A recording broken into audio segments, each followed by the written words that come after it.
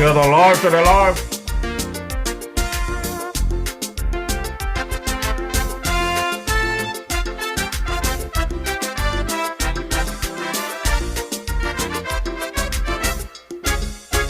We have been through some years that were far from terrific, and not a soul could have predict would cause so much fears. And don't you dare think I just mean the pandemic. Man made it horrific and push it over the brink. But if we study history and link it to what happened lately, we'll see nothing tall is new in what people say and what people do. So when elected officials act like they own the country, we sit back in complacency and watch the auction sale of our patrimony. All the time we sit down there and take for granted. We sit down there and take for granted. The changes we want to see would happen automatically. I say we sit down there and take for granted. We sit down there and take for granted. The outdated laws on the books, shielding us from united crooks. SKN people, the campaign dust unsettle. We can repeat the sin cycle that made our country vulnerable.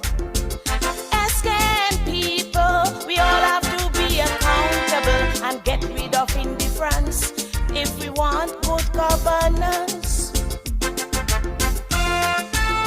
Share the life to the life.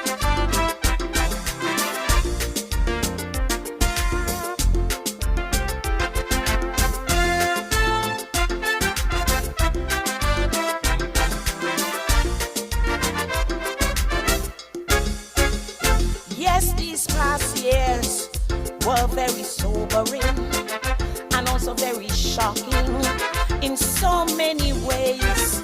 It's hard to believe the ones who wielded the power on the surface behavior was meant to deceive. And when we thought the vagabonds couldn't stoop any lower, money leaks from the cabinet chamber flowed like dirty drain water instead of helping those who were in dire need. The cries for help they did not heed, but doubled down on the deals that later exposed their greed. And all the time we sit down there and take for granted. We sit down there and take for granted. The ones chosen to lead would not make the treasury bleed. I say we sit down there and take for granted. We sit down there and take for granted. That programs like PAP and Peace were for those who making the least. SKN people, election dust unsettle. We can repeat the spin cycle that made a lot of us miserable. SKN people, we all have to be accountable and help cut the indifference if we want good governance. Share the life.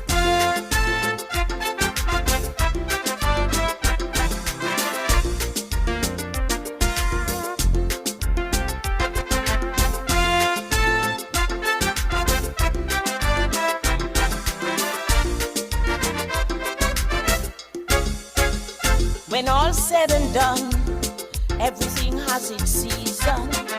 Good or bad reasons, life will go on. And as a Calypsonian who suffered from whiplash from all them scandalous news flash, I stayed in my position.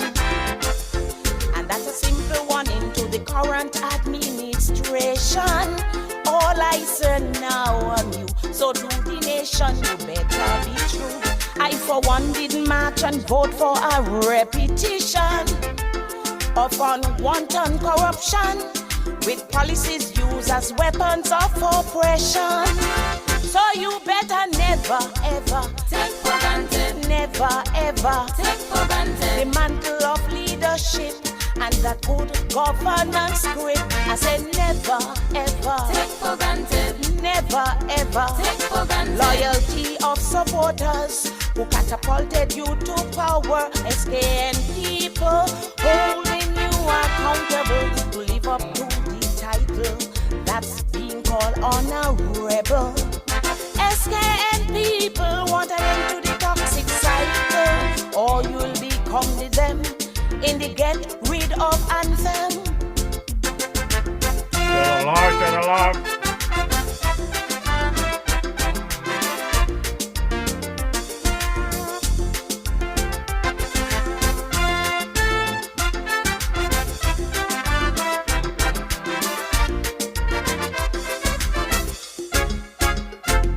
Yeah, Sons of the Queen Jackie there. That one is, you sit down there taking things for granted. My good people of St. Kitts and Nevis, you got to stand up to those unscrupulous politicians and let them know that we did not elect them to take advantages of our good citizens, but to take care of the country. In the meantime and between time, I'm DJ Marisha, and I'm coming to you live and direct from the Gaza here in the Boogie Down Bronx this evening, Wednesday, September the 3rd, 2025. The year is moving by very fast. And my good people, for those of you who may be scrolling the web and bump into us and wondering what this podcast is all about, let me just drop this clip that you will know what this ad is, what this podcast is all about. Wednesday evenings are heating up. Log on to DJ Marishall's Facebook Live broadcast every Wednesday evening from 6 to 8 p.m. It's a frank and a candid exploration into the social, cultural, political, and economic issues affecting our federation.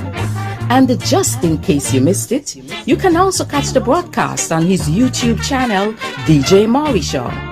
Subscribe to the channel on YouTube and smash that bell. You will be notified whenever he goes live. DJ Marishaw, every Wednesday evening, Facebook 6 to 8 p.m. or thereafter on his YouTube channel, DJ Marishaw. Log on.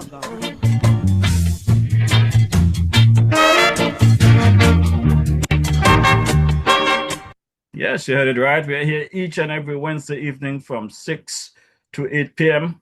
Due to some technical difficulties with our Facebook feed, we come a bit early so that you can get your feed at 6 p.m. So my good people, we're going to drop Brother Dwyer's commentary in a bit. But just before we get into Dwyer commentary, let me drop a little clip here of Brother Dr. Alexander giving his perspective and the DJ. DJ Marisha, I don't want you guys to take your eyes off him. Remember, he's been around for some time. Let's go back to COVID and lockdowns. The gentleman came in, was locked down in quarantine, and then realized the total hypocrisy, tyranny, and oppression of the then administration during our most horriblest time. Spoke out. Not only spoke out, became an activist. And then you know what he did? Organize and centralize. And he never stopped organizing and centralizing until Timothy was gone. I don't even want to talk about the involvement he had before and the Douglas administration and the Harris. We ain't gonna talk about that. I'm just talking that during COVID, that man, both on this front, locally, and in the US, waged war against tyranny and oppression.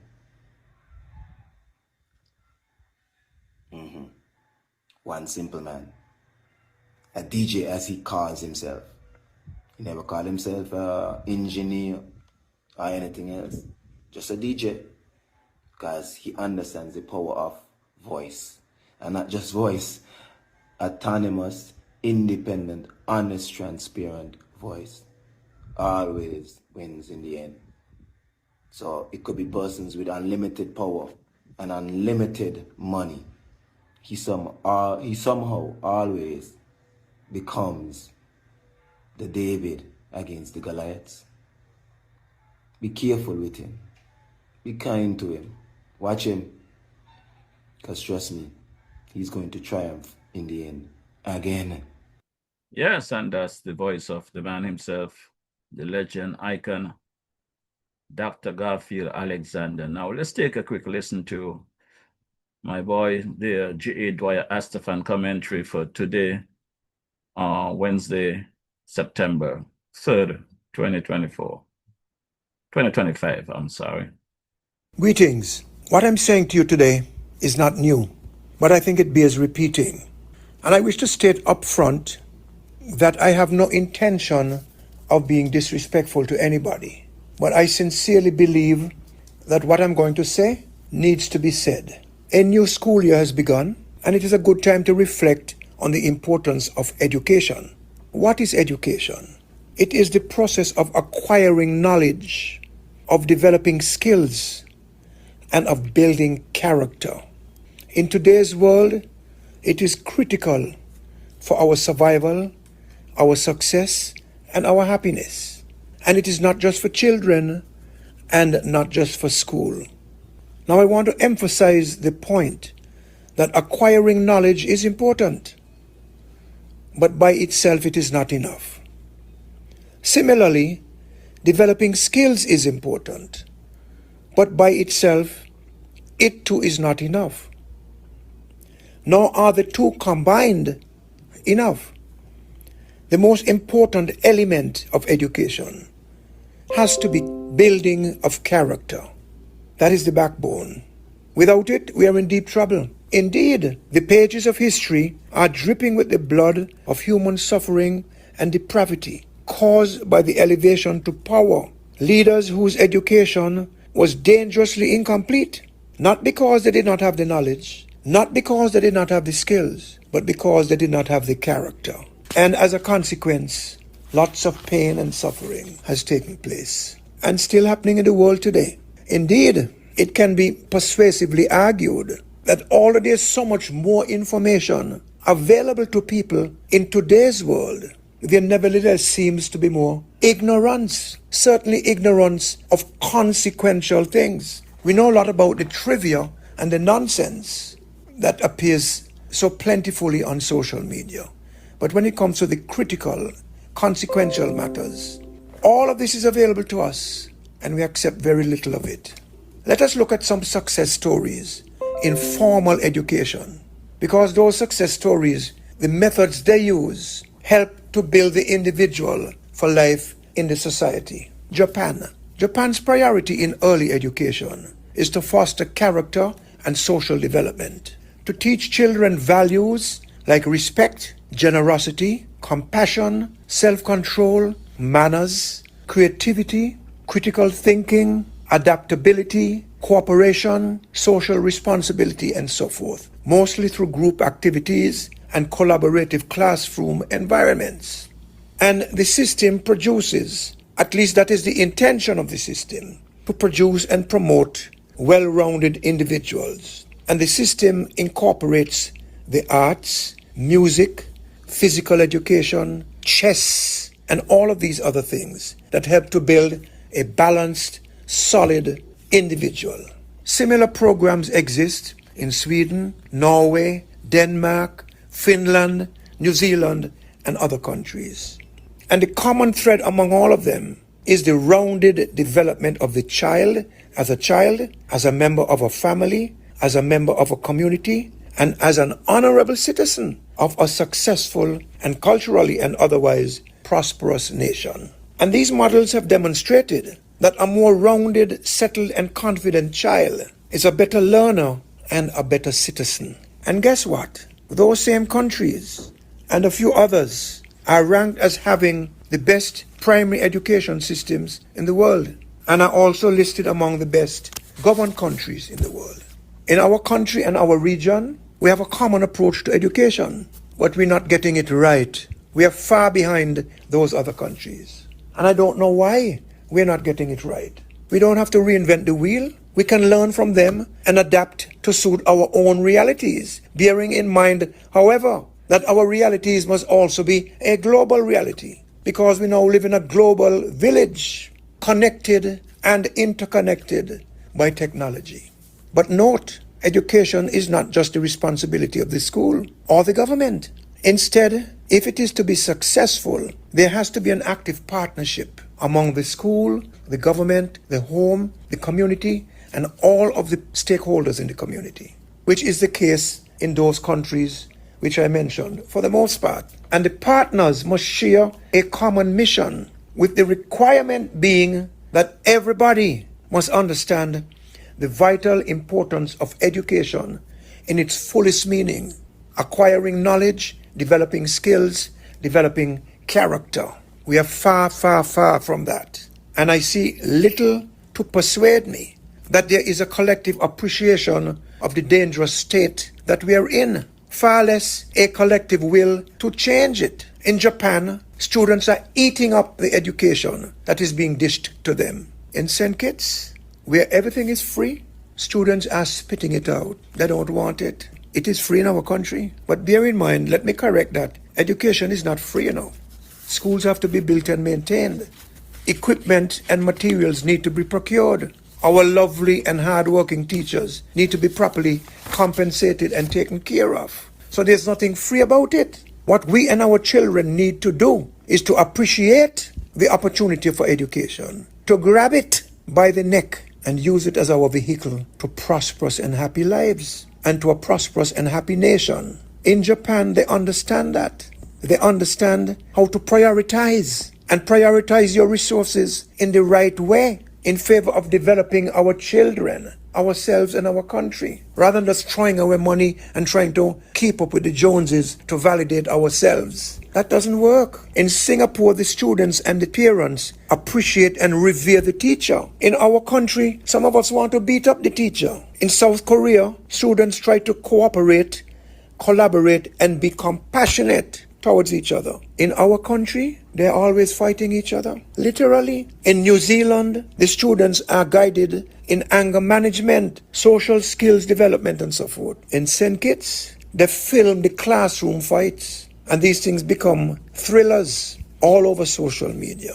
In Finland, the majority of students use their education to propel and elevate themselves and their country. In our land, too many of us can't wait to get out of school and get a job. Some of us don't even want a job. Some want to be gangsters. And that was in the days when gangsters were getting away with a lot of things. And some who said I want a job, want the job and the paycheck, but not the work and the responsibilities that come with it. Wake up late, go to work late, find all kind of reasons not to work, find all kind of reasons not to be productive on the job, and then what? When you're disciplined, you say all kind of things and blame everybody. Industriousness is not part of the developmental culture of the country today. Character development is not given sufficient impetus. So this is the mess that we have. And to make matters worse, a lot of us, when we become parents, we are not ready for it. And too often, undereducated fathers flee the scene, leaving undereducated mothers to carry a burden which they cannot carry. In Singapore,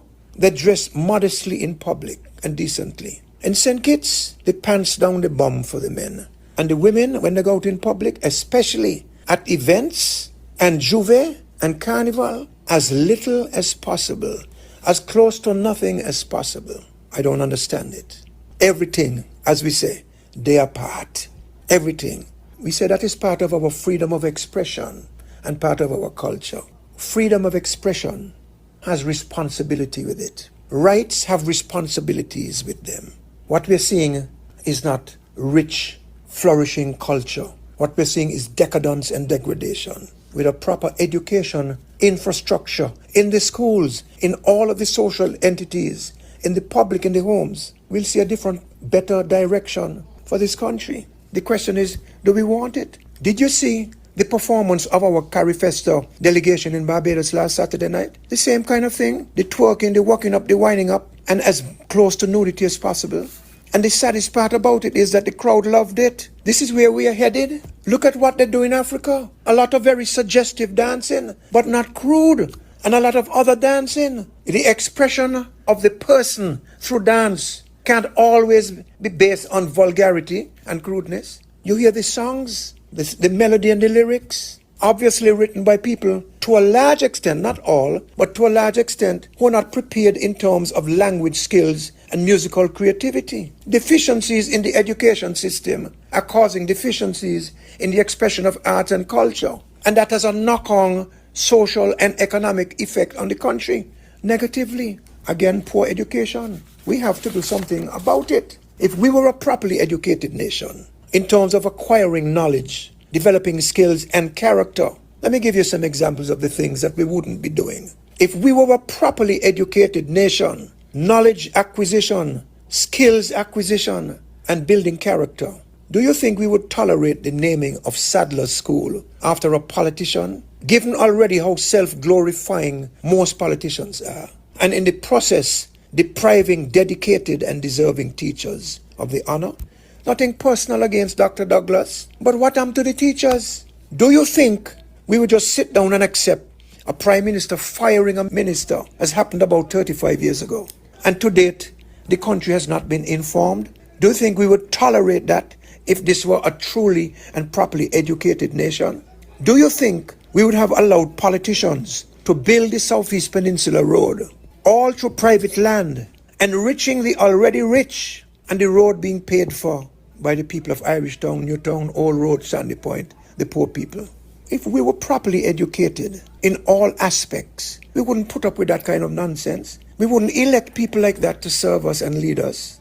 And we certainly would not allow a PM to sign an agreement like that which was signed on June 15, 2007, creating a separate country in the Southeast Peninsula called Christopher Harbour. And we certainly would not allow the developer of the Southeast Peninsula to borrow and out tens of millions of dollars locally. And we would not be satisfied with a statement from the Prime Minister after the Safe Harbour bought the marina at Christopher Harbour, that from the Christopher Harbour development, all public sector debts were now fully paid, without seeing the evidence. No disrespect to Dr. Drew, but the people need to see the evidence. You are elected to office as a steward of the best interests of the people, as a trustee, not as a beneficiary. And I don't mean to sound personal, but these things have to be said. If we were a truly educated nation, do you believe that you would ever again accept Dr. Douglas or Dr. Harris as candidates for public office in this country? Both already having served in Parliament for over 30 years. What new can they bring? They've already brought enough heartache.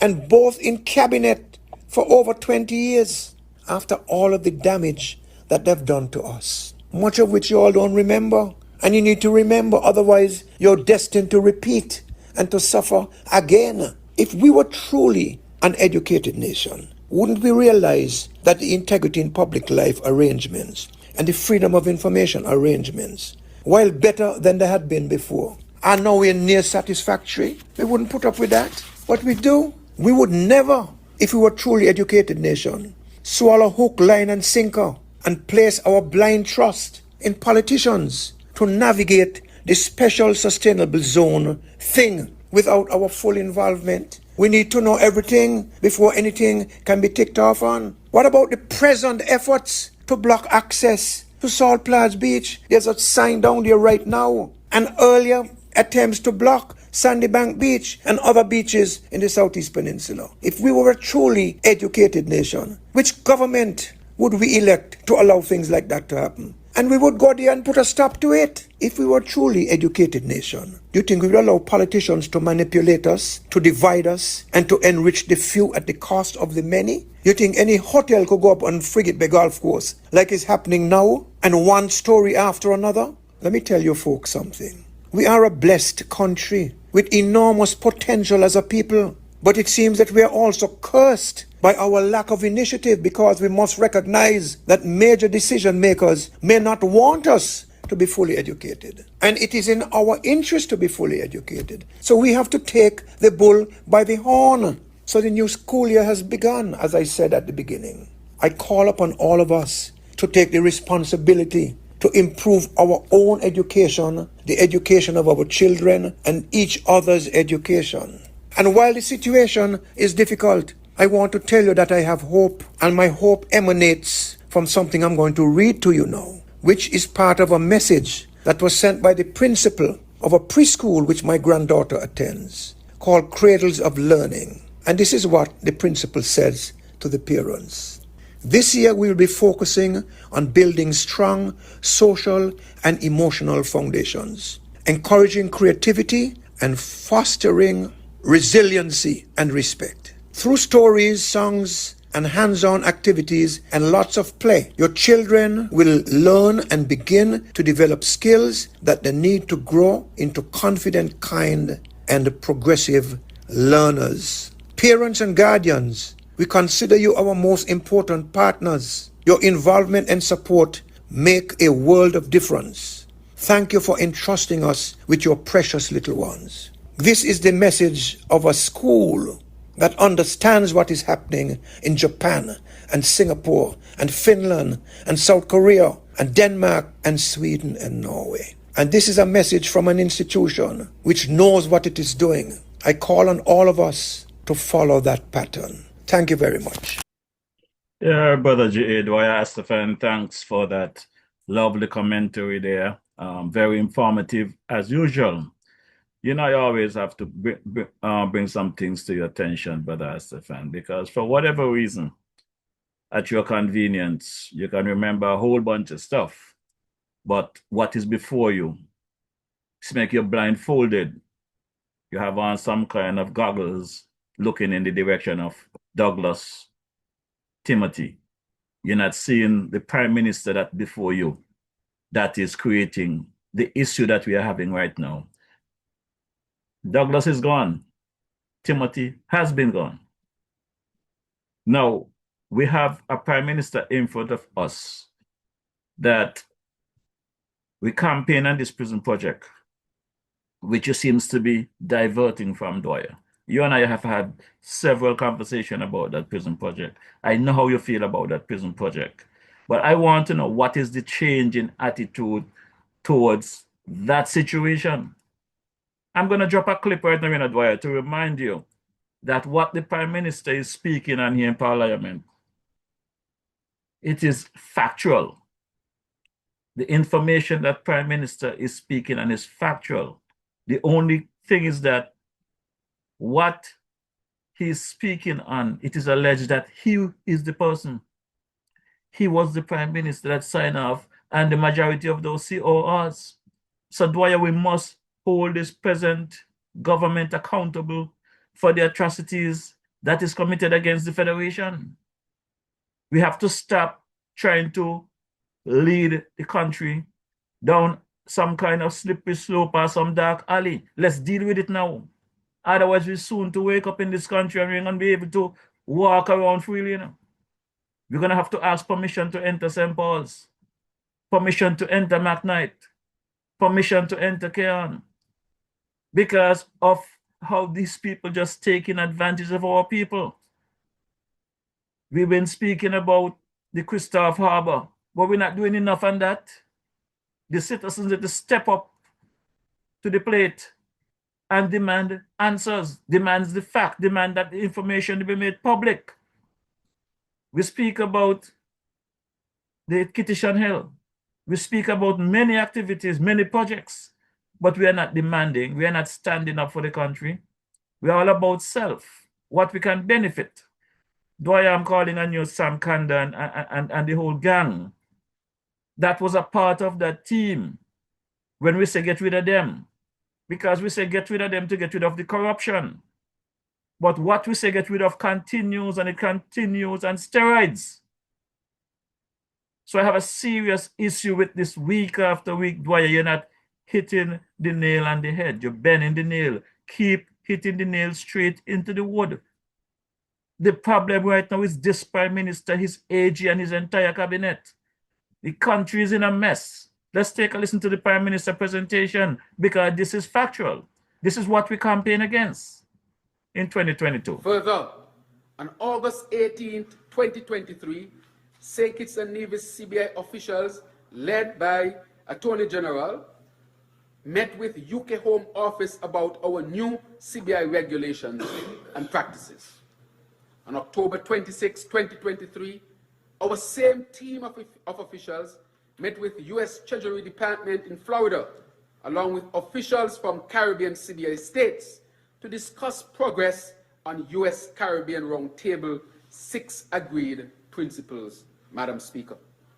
On January 25, 2024, the team met with EU visa officials in Dominica to update them on new regulations and current practices.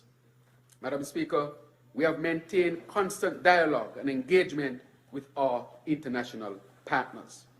However, we knew that the prison project had contributed to over 20,000 new citizenships being granted in a short period of time, Madam Speaker. This is the travesty. The travesty in all of this, Madam Speaker. 20,000, Madam Speaker, citizenships, over 20,000 to 25,000 new citizenships being granted in a short period of time. Madam Speaker, let's pause for a moment on that. How can anyone grant 25,000 citizenships for a prison? 25,000 based on the new census, and the Minister of Sustainability is here, Senator Honorable Dr. Joya Clark, that we are about 53,000 residents here in St. Kitts and Nevis, both citizens and residents. 53,000, Madam Speaker.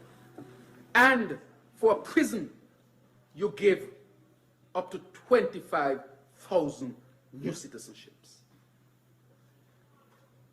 Madam Speaker, this is a travesty. It is borderline treason.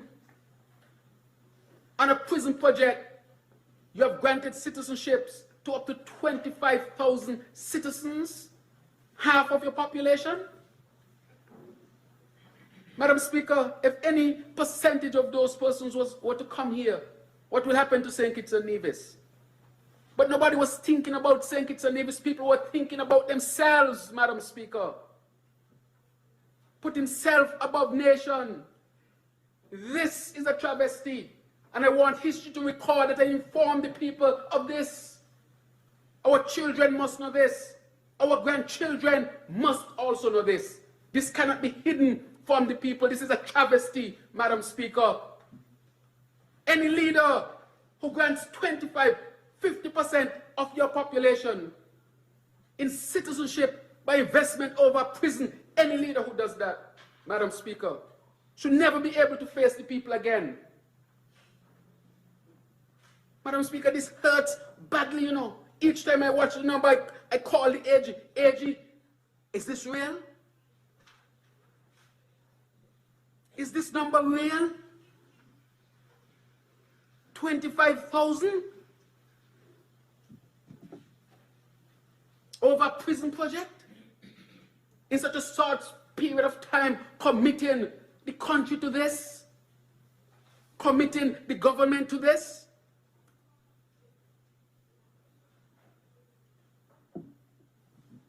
Madam Speaker, every citizen should be outraged by this. This was totally unnecessary.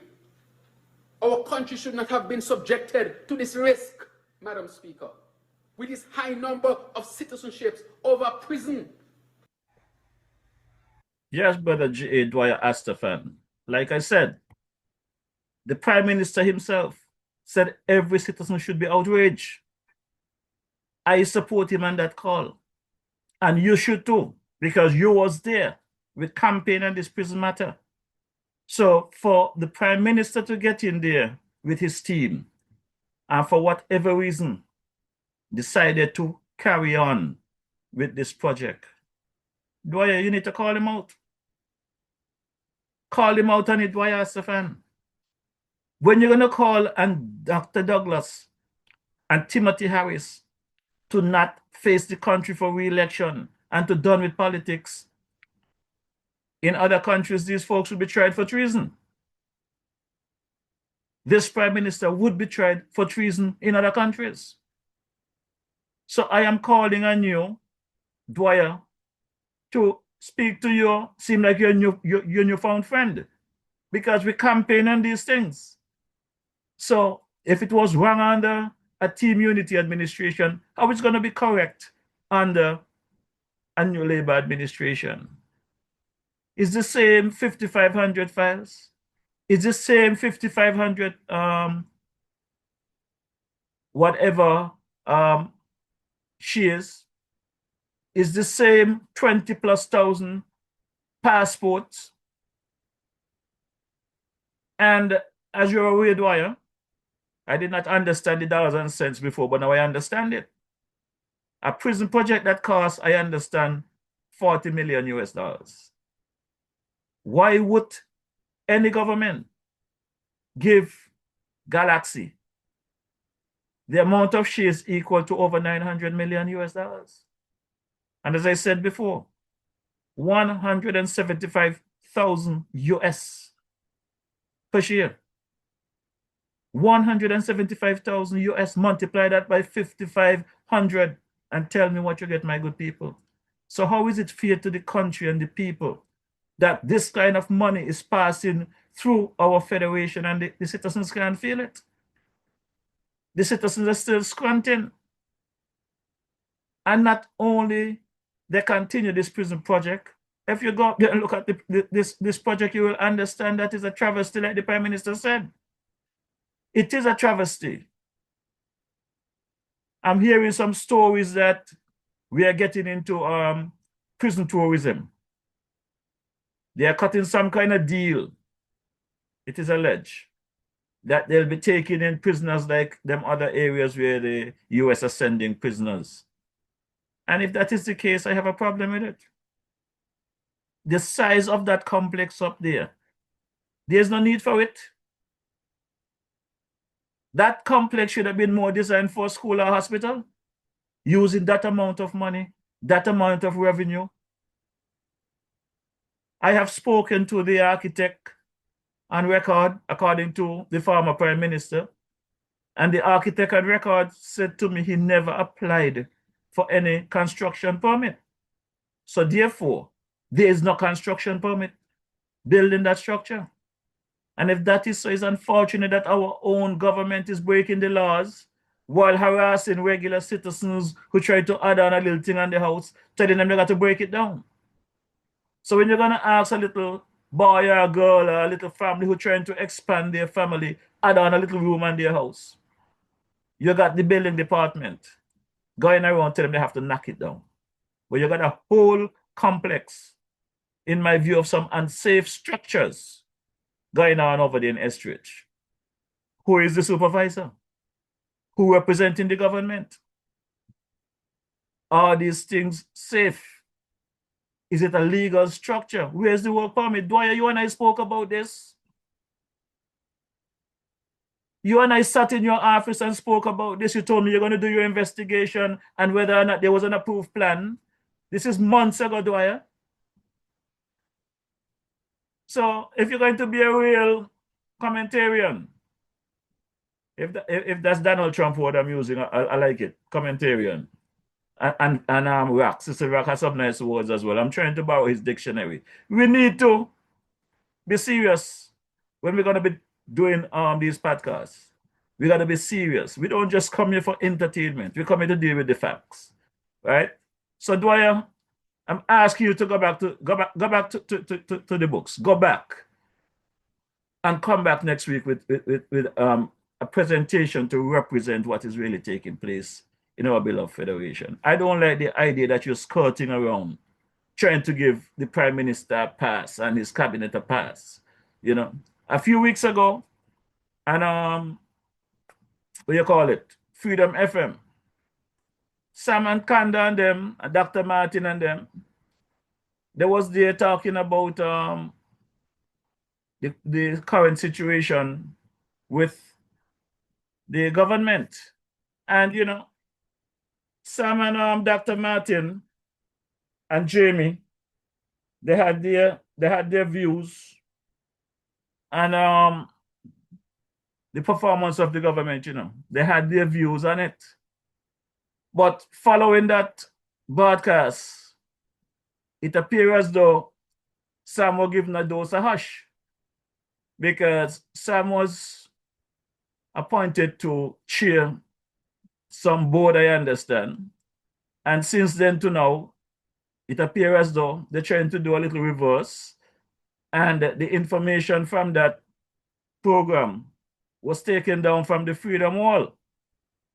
But luckily, the DJ was able to capture that conversation before they took it down from the Freedom Wall. So let's take a quick listen, because these folks out there think that they could fool everybody.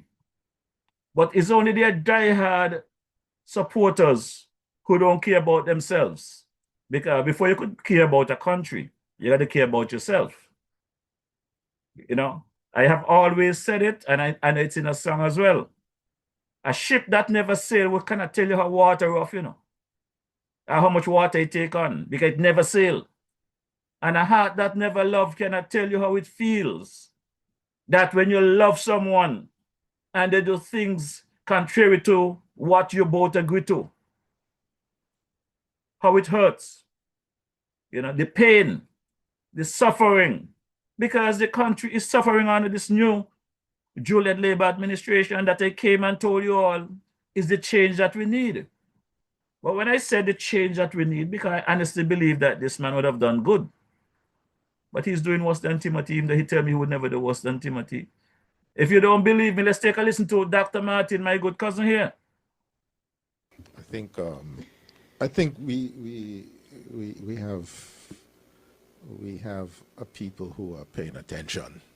In those comments, most of the comments, people are paying attention to the ebb and flow of the political arena, because that's where the leaders, the political leaders, come from.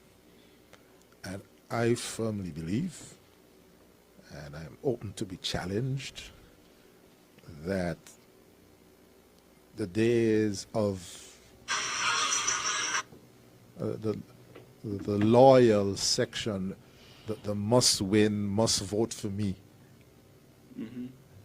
those days are diminishing. Yep. They're gone. Yep. Well, that's right. That's right. Well, the electorate has changed. I could have argued up until the 1990s that both PAM and Labour had a 40%, 30%, 40% loyal following. I don't see that. No. Anymore, and that in the electorate, in the body of the electorate, there is a 60-70% whose vote has to be sought. Notice I didn't say bought. Sought. And so this both the political parties get support when they deserve it. And I forgot the author of this. Another person we don't said know that to be a fact because Trump won. Well, he won fairly. We don't know if he deserved it. He won fairly. The elections are won and lost by people who show up to vote, and he got his people out. Elections have consequences. And so the persons who have this must-win mentality in their head, I wish to have a conversation with them, because I don't accept that there's any must-win. Anyway, we have to fight. And the politicians have to do the work. Have to fight. They have, and there are no. Well, apart from maybe constituency 6, there are no safe seats in St. Kitts and Nevis. Well, let me not speak for Nevis, but there are no safe seats in St. Kitts anymore. Yeah, man. Which one? 6 and 3. Yeah, that's what I said. 3? Oh, yeah. I don't know about that. Well, but 6 maybe. I think. Well, I'm going to end by saying it's going to be a very, very hot topic when these boundaries change. Yeah. The boundaries changing? When there's boundaries well, they have to change. Well, we join the boundaries. Yeah. They have make them change. Constitutional. I We think all bets are off. You have new calculus, and so again, I want to end by saying, we, the people, the electorate, have to insist on the political parties that they put up the best people to run, because we cannot afford idiots in Church Street. And where's the NIA located? And Charlestown. Cannot afford that. Mr. Condor, any final words? Yeah, I think these are really interesting times. Okay.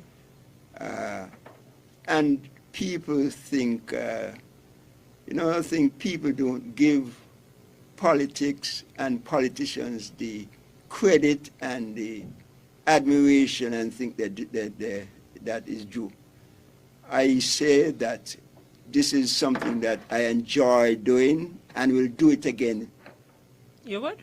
I would do it again. He has not thrown in the towel. That's what he said. I will do it. Not now, not I'll No, go I back to run. understand. I understand. In a new life, I don't a know new what Dr. self-conduct. Martin was trying to do, but I understood what you meant. That's the thing. And this is an honorable thing. This is a good thing. And people have to learn to differentiate between service to the people and parasites. I mean, Do we have a lot of parasites in politics? I always saying that the most sacred duty of a citizen is to vote. Without government, life will be nasty, short, and brutish. But you know, I can. There's nothing wrong with the politics. It is the people who involve. I can also understand that sometimes people become disenchanted with politicians, as the person wrote that. You know, the person wrote that all the politicians bad. Yeah, no, all the right? politicians. But people have that notion that a lot of times people enter politics not for the good that they can do for the people, but the good that they can do for themselves. Absolutely. Right? So that makes people not want to go out to vote. So it is But the politician's job Yeah. and the job of conversations such as these to educate people about the importance of making the right decision. You know something, and we're talking about the resignation. We're still speaking on the adjournment. We're still speaking on the adjournment. Yes, my good people, that was a clip there coming from a discussion between my cousin there, Dr. Martin, Sam Kanda, and Jamie and Freedom some weeks back, but it was quickly removed from the Freedom Wall because I guess they get orders to remove it. But the DJ have it and will continue to remind you, good people, that elections have consequences. And I was fooled by the smile. I was fooled by the dress code.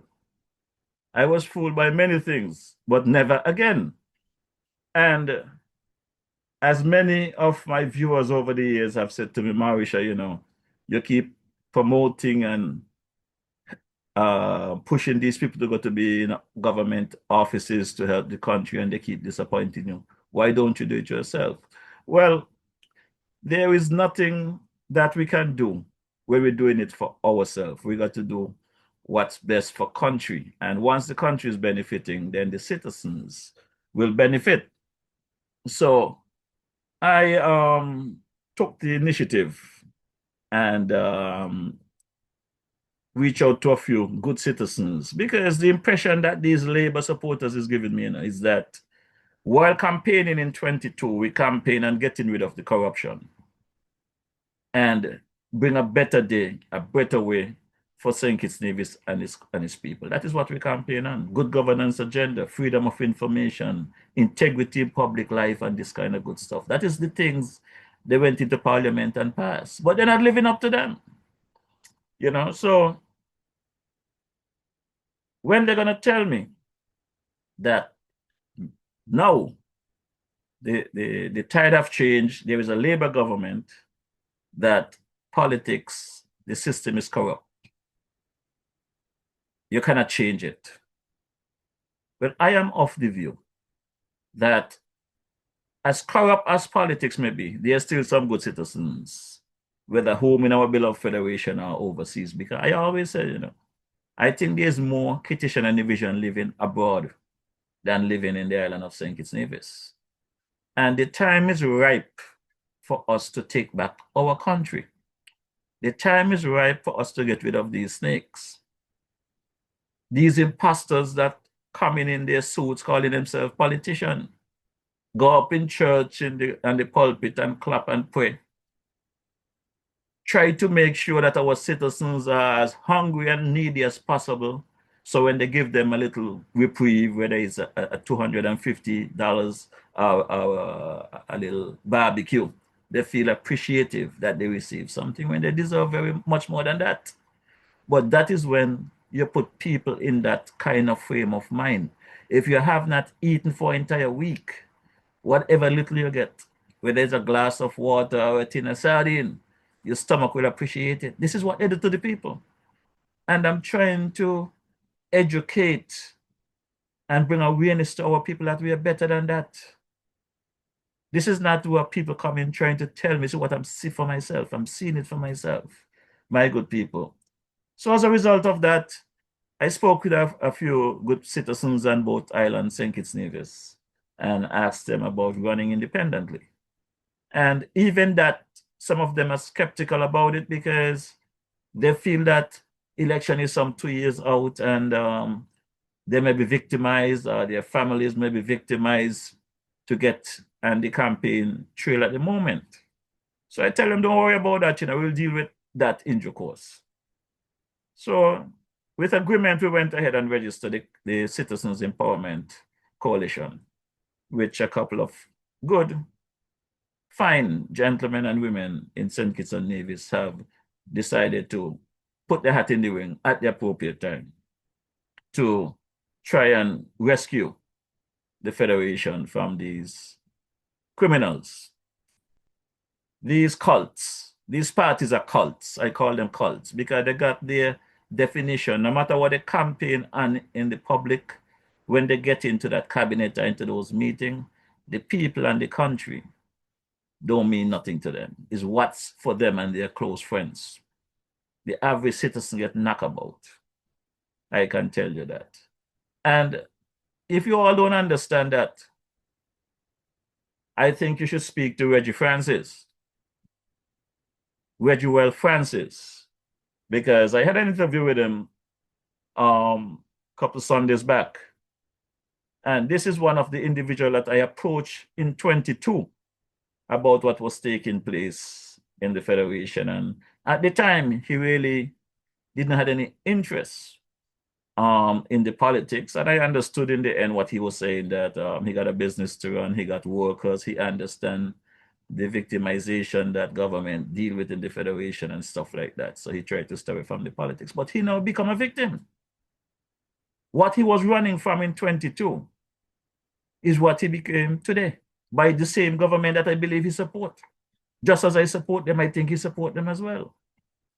And the travesty is that after this man invests so much for 20 plus years, these parasites, as some call them, Sam says parasites we have over there in Church Street right now, and I believe him. I support him with that.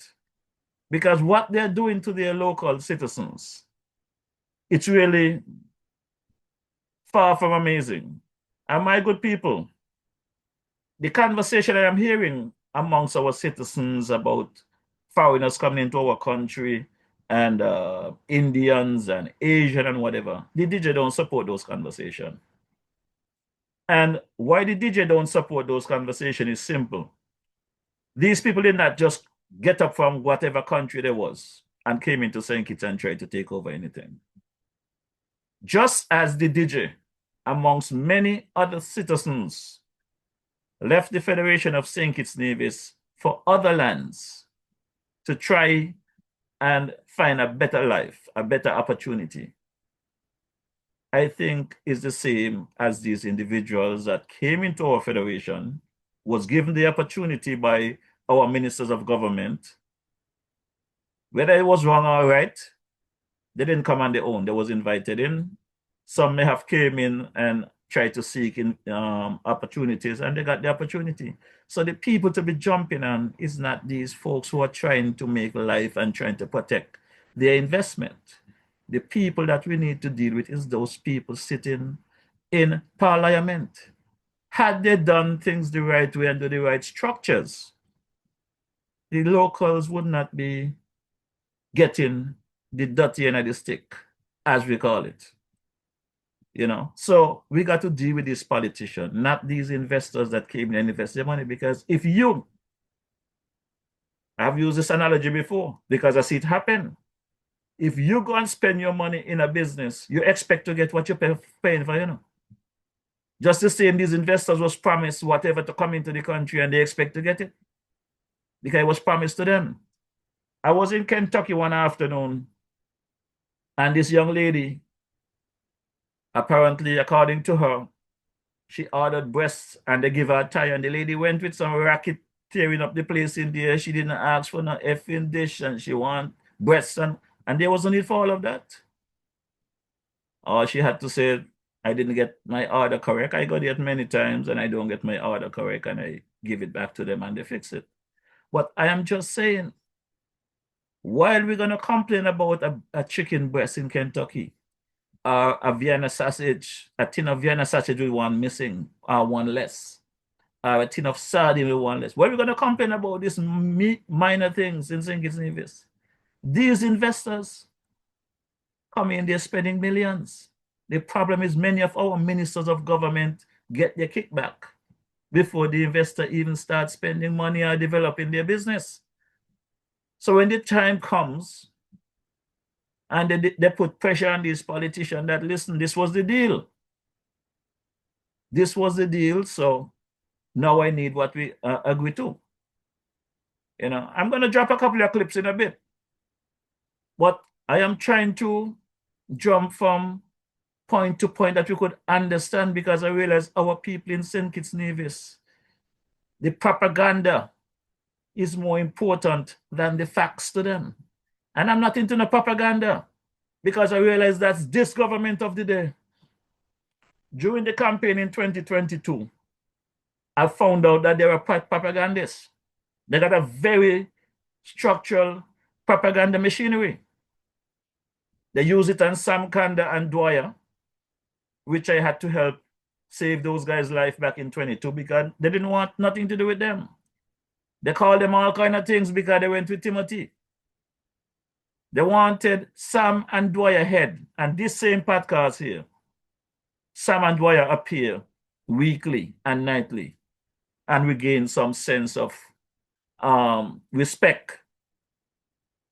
But all of a sudden, the same people who wanted their head, they're supporting them and defending them in their wrong.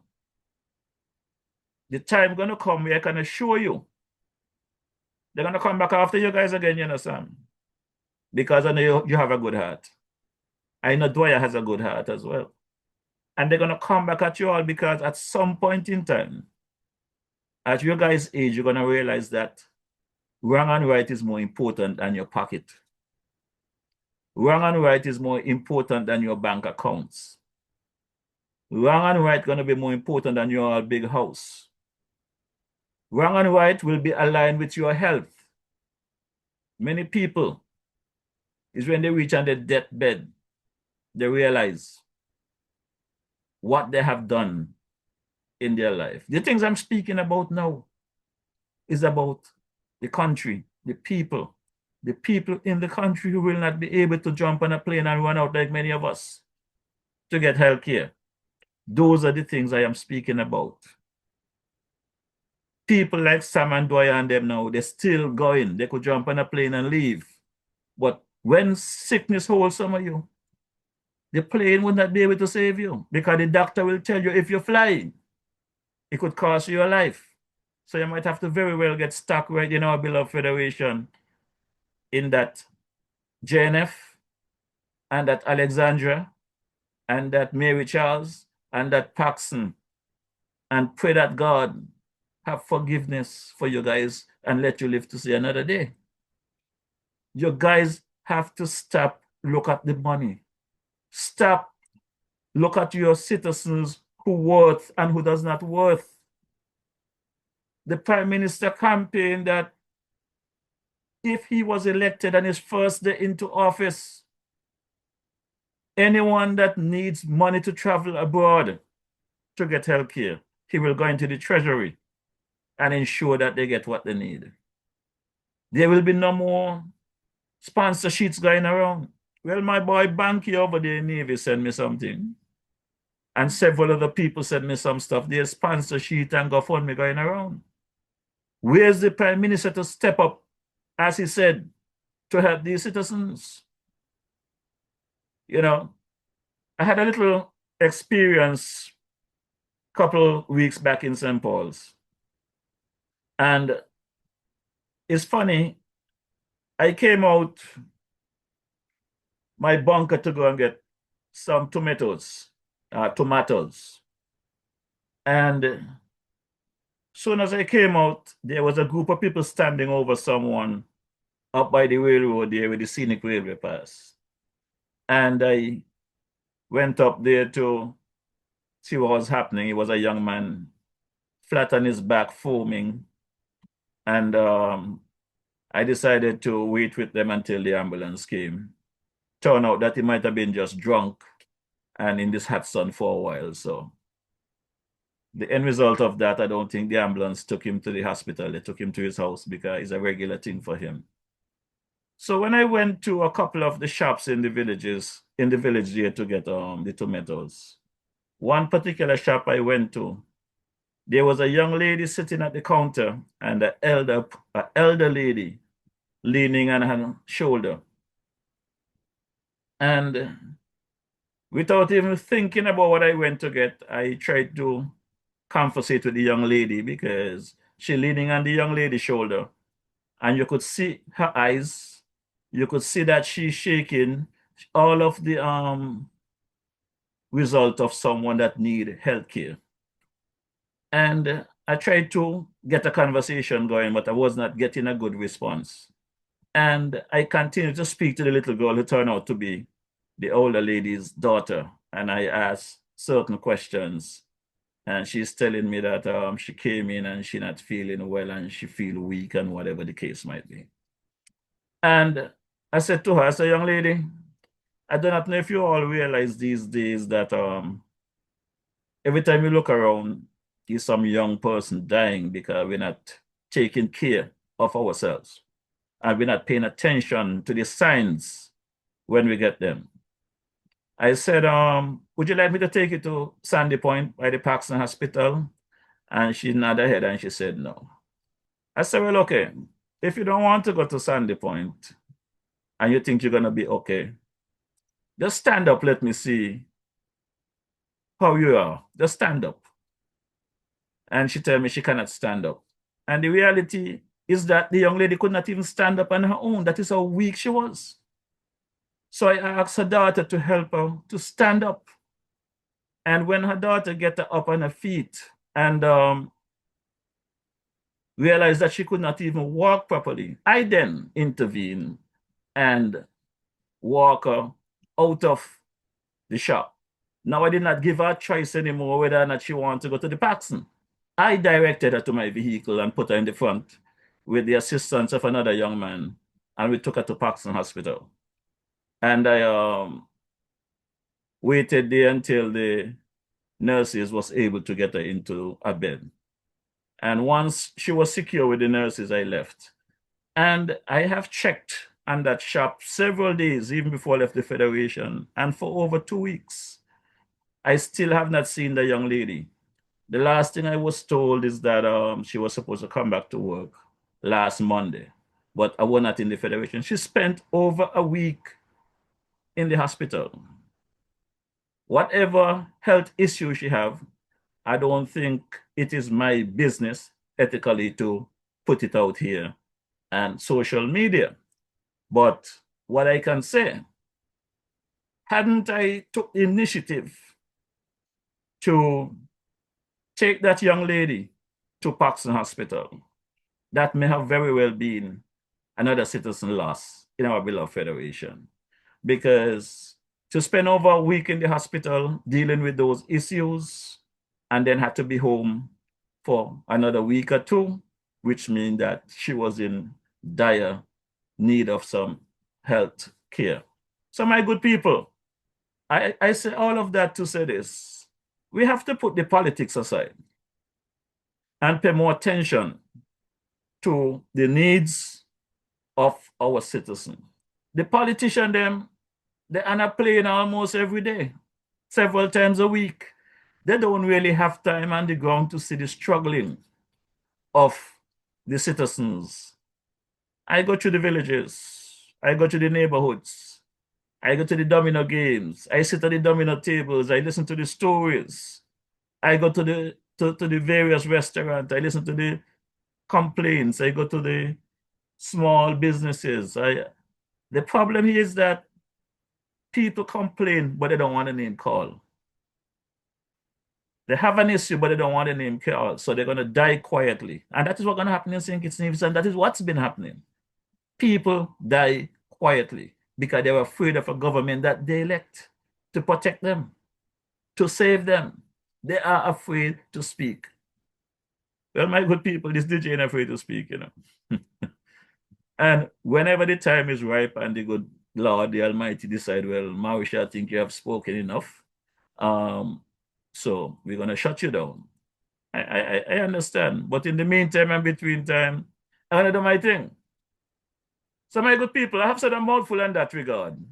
I'm going to go across to New Guinea, where my boy Samuel Duggins, that's another gentleman that we have a long history. Samuel Duggins, I consider him a good man, a young man. But again, it seems as though they get into politics and they forget what they're campaigning, what they're supposed to do.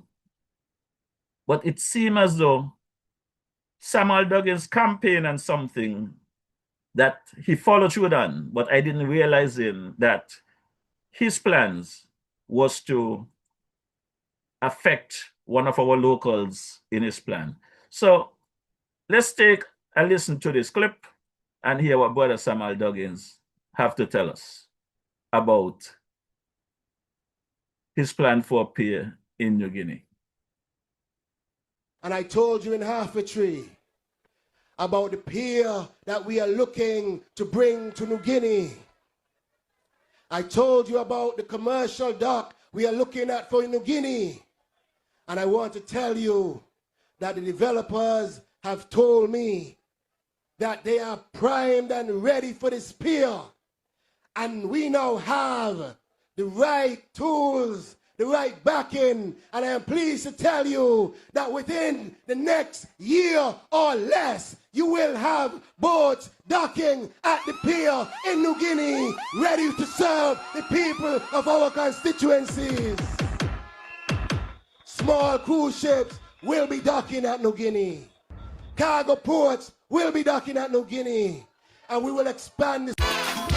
Well, my good people, that promise, I can assure you, did not come true as yet.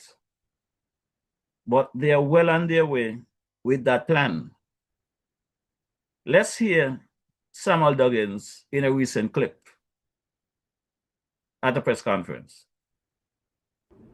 We also had the CARICOM ambassador, because we also recognize that St. Kitts and Nevis, even though the centerpiece to all of this, is really the centerpiece to spread that throughout CARICOM and the Western Hemisphere.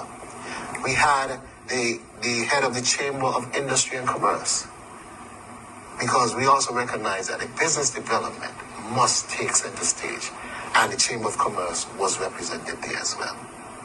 So my good people, according to that clip, what Samuel Duggins is telling us is not only that ministers of government is out there knocking us about, but people such as the head of the Chamber of Industry that we expect to look out for us is supporting the move to remove Brother Reggie Francis from that pier at New Guinea. Now, it's really unfortunate that after some 20 plus years of doing business at that area, is now that government that you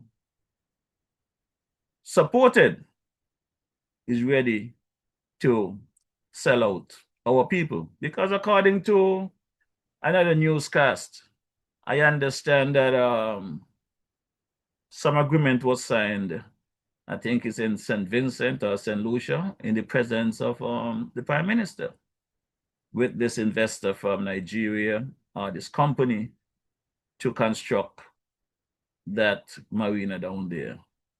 So, my good people, we got to take these things serious. And don't sit back and think because it's not affecting you now, you will not be affected in the future. Now, when it came to light that there was some issues with Brother Regiwell Francis and the government with that area down there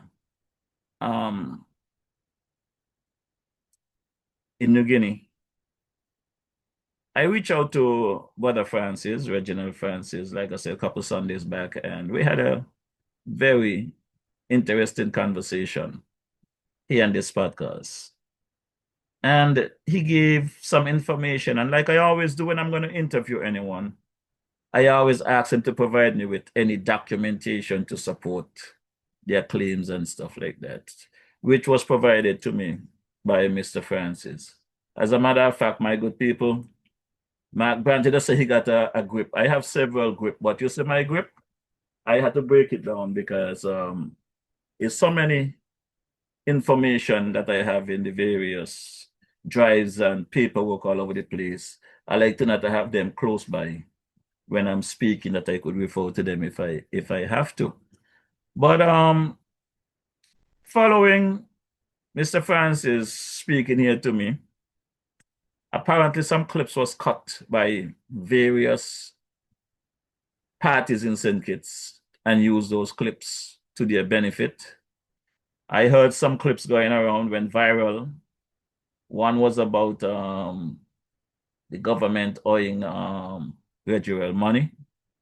There's another one that was cut that the former administration left some $10 million in debt, which did not pay Mr. Francis. The clips, what was amazing to me is that doesn't matter which way the clips were used, it is clear that they are well aware that money is owed to Mr. Francis. So I don't understand why they're doing this to a citizen. It was also made clear that the current Attorney General at some point was the attorney for Mr. Francis on the same matter against the former administration. But today he's now Attorney General, and his office is basically sending threatening letters to Brother Francis, letting him know he have until the 15th of this month to withdraw his claims against the government. Otherwise, they will proceed with eviction notice. And all of this is just not even unfair. It's just draconian. These guys don't care about citizens. They only follow the buck, their bank accounts. Their lavish lifestyle is more important to them than the very citizens that put them in office who is struggling to get a soda pop or a hot dog. And the sad thing about this situation is that the same people, that individual like me, trying to represent, trying to get a better deal for, instead of them going after the criminals, the politician that is doing harm to them, they want to see my head when I'm representing them. So it's just a laughing matter for me, you know. Like I said, if it was not so serious, it would be laughable. But it didn't stop there. I think it was Monday or Thursday evening, my partner there, Ian Patches Libod, came on his podcast and said he wanted to set certain things straight because he listened to some clip and Mr. Regiwell Francis claimed that he worked at the second cruise P and whatever is not, so he was the Minister of Works and whatever, and Mr. Regiwell did not prove that he have access to the government quarry and all of this stuff. My good people, I got the document here, I got the letter here that support Mr. Francis' claim that he had an arrangement with the government of St. Kitts Nevis to get X amount of rocks out of the mountain there and what the dollar amount was. So I asked Mr. Francis to reach out to Brother Libod and give him a copy of these documents because I would hate to believe that Patches will come to the country and try to present a different narrative to the facts. Well, I know he got those documents before Monday, but I realized that Monday evening he came to his people and he said he would address that matter, I guess, tomorrow evening or in the future. But my view, Brother Patches, is that the way you went so hard after Mr. Francis, in your observation, once you got those information, I think it would only be fair that you come equally right away and address those claims, because you know those claims that you make, you're going to have to withdraw them based on the information that were provided.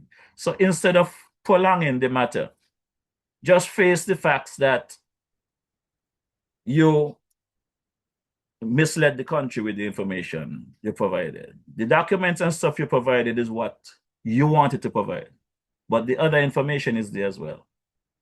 So I ask you to send me a copy of those letters that you provided to match with what I have. I'm still waiting for those letters. But let's take a listen here to Brother Patches Diablo last week. Saw some information being circulated on social media that seem to suggest that a move is afoot to apparently evict well-known Kittian businessman Reginald Francis of St. Kitts Marine Works, SKMW,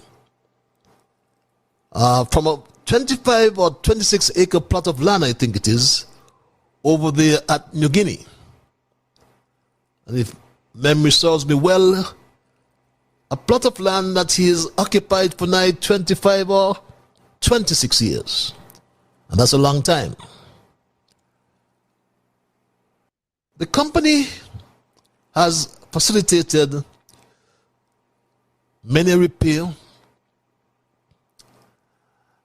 and has also facilitated shelter for many of vessels.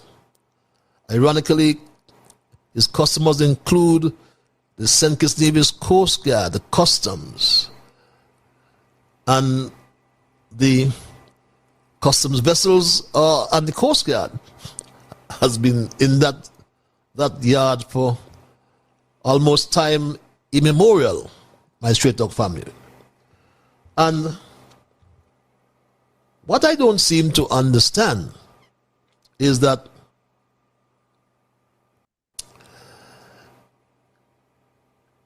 and Straight Talk can only surmise that, and having listened to the content of a video rather, that is currently making the rounds in St. Kitts and Nevis and beyond, I believe that Straight Talk has an obligation.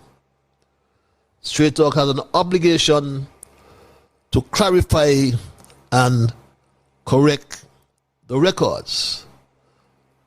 We do have an obligation, like I said, to clarify and correct the records. Because Mr. Francis spoke to St. Kitts Marine Works undertaking revetment at the Old Road Bay at Port Zante, first of all, I should say, and rehabilitation work at the Old Road Fisheries Complex. As a matter of fact, he said this, my Straight Talk family. I did a lot of work, including the revetment at Port Zante. For 3 years, I worked on that. I mined stones in the quarry. I was actually in the quarry for 14 years, mining stones, drilling, blasting. I'm in the Army.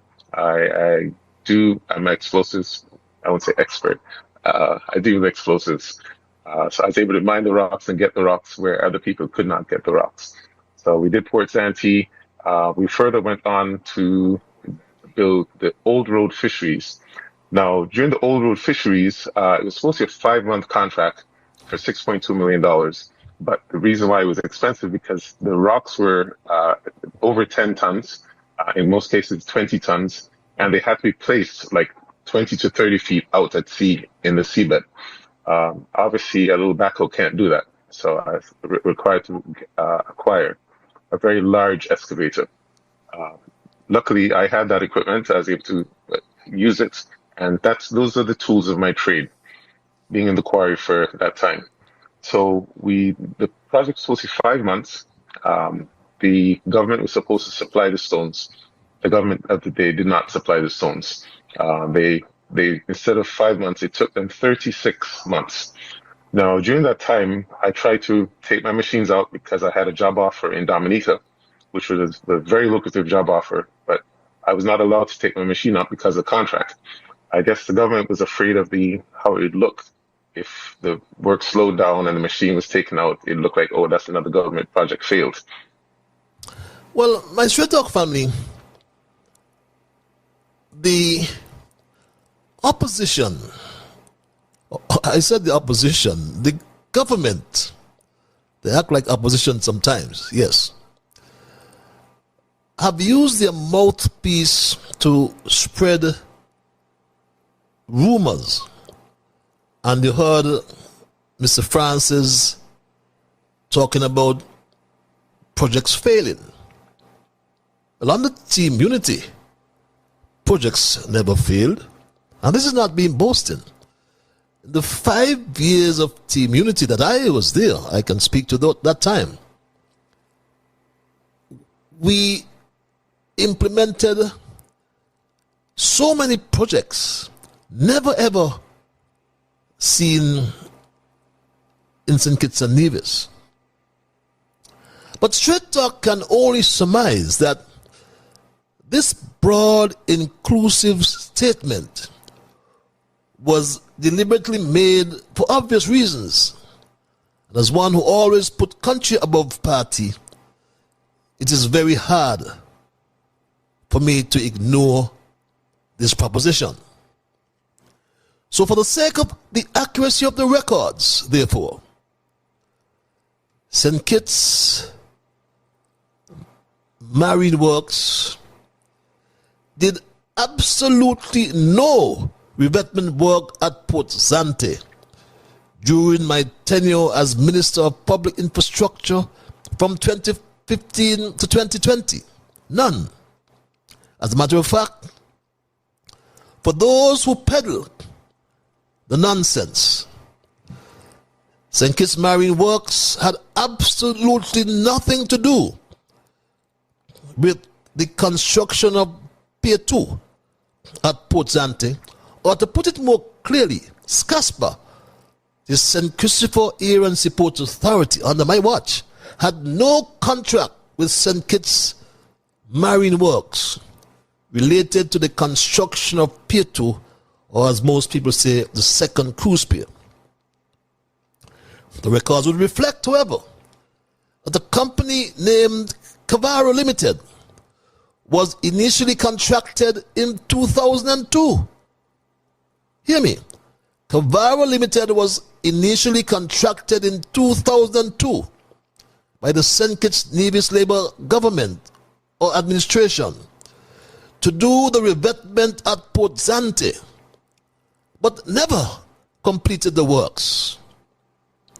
The people of Maurice Paul Drive, I think it's called, at Ponds Pasture, would recall the serious damage that was done to that stretch of road by the heavy-duty rocks belonging to Cavaro, heavy-duty trucks, beg your pardon, belonging to Cavaro Limited, that carried 14-ton rocks, armor rocks, that were used for the revetment.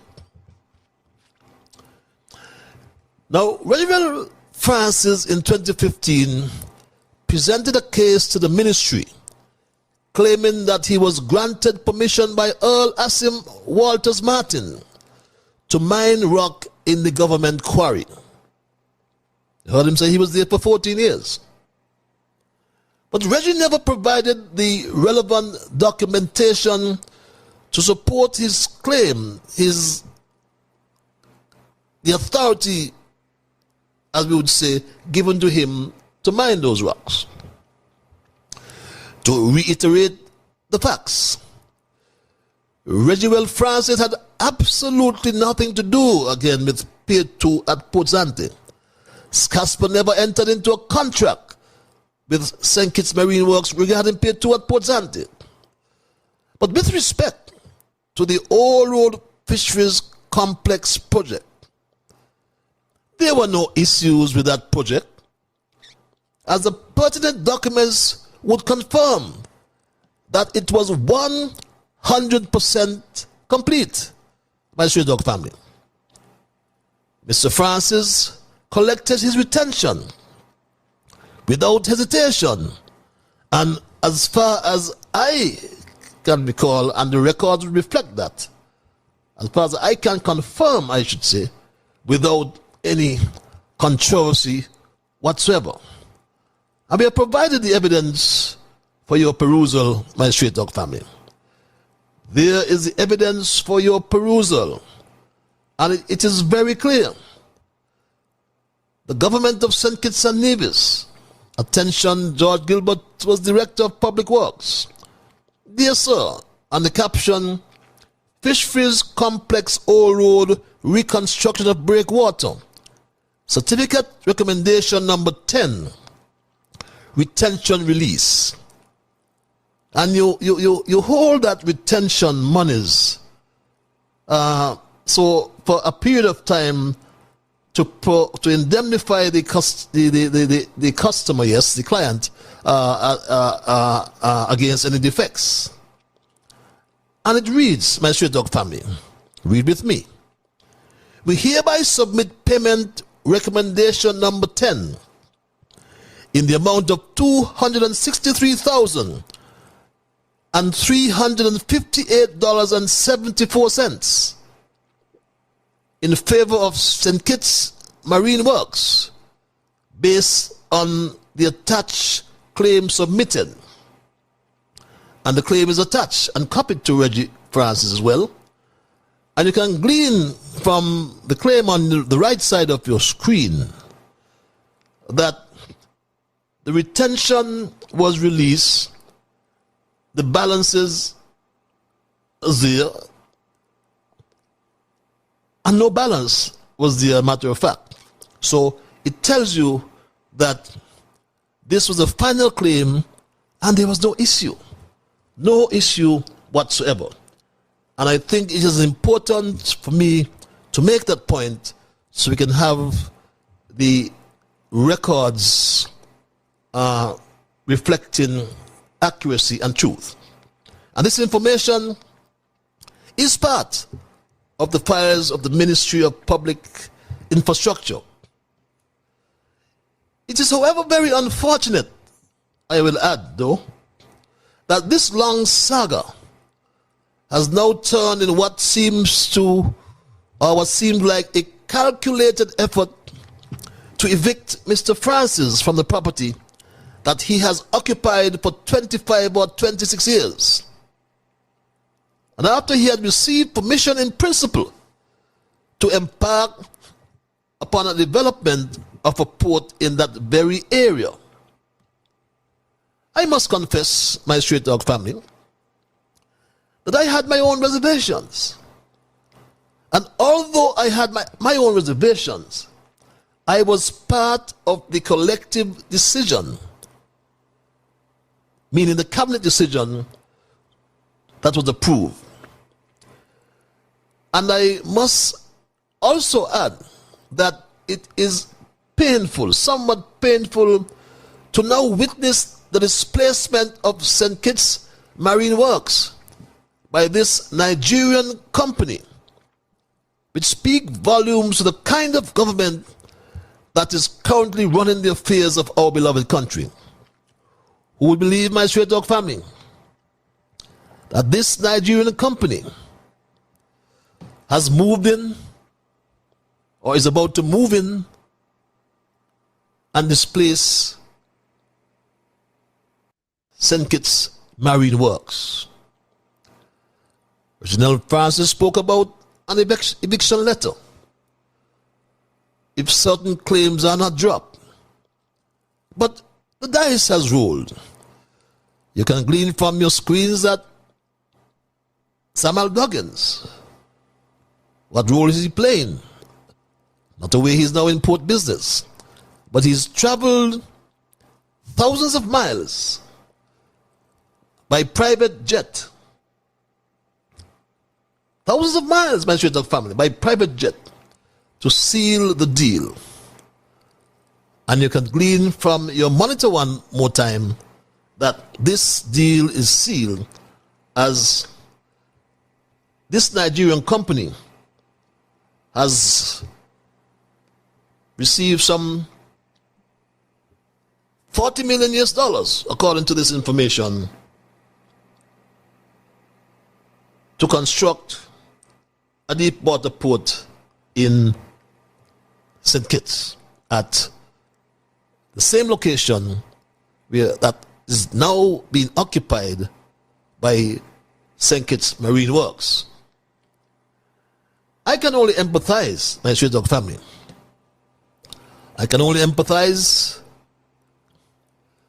with Reginald Francis. That's all I can do.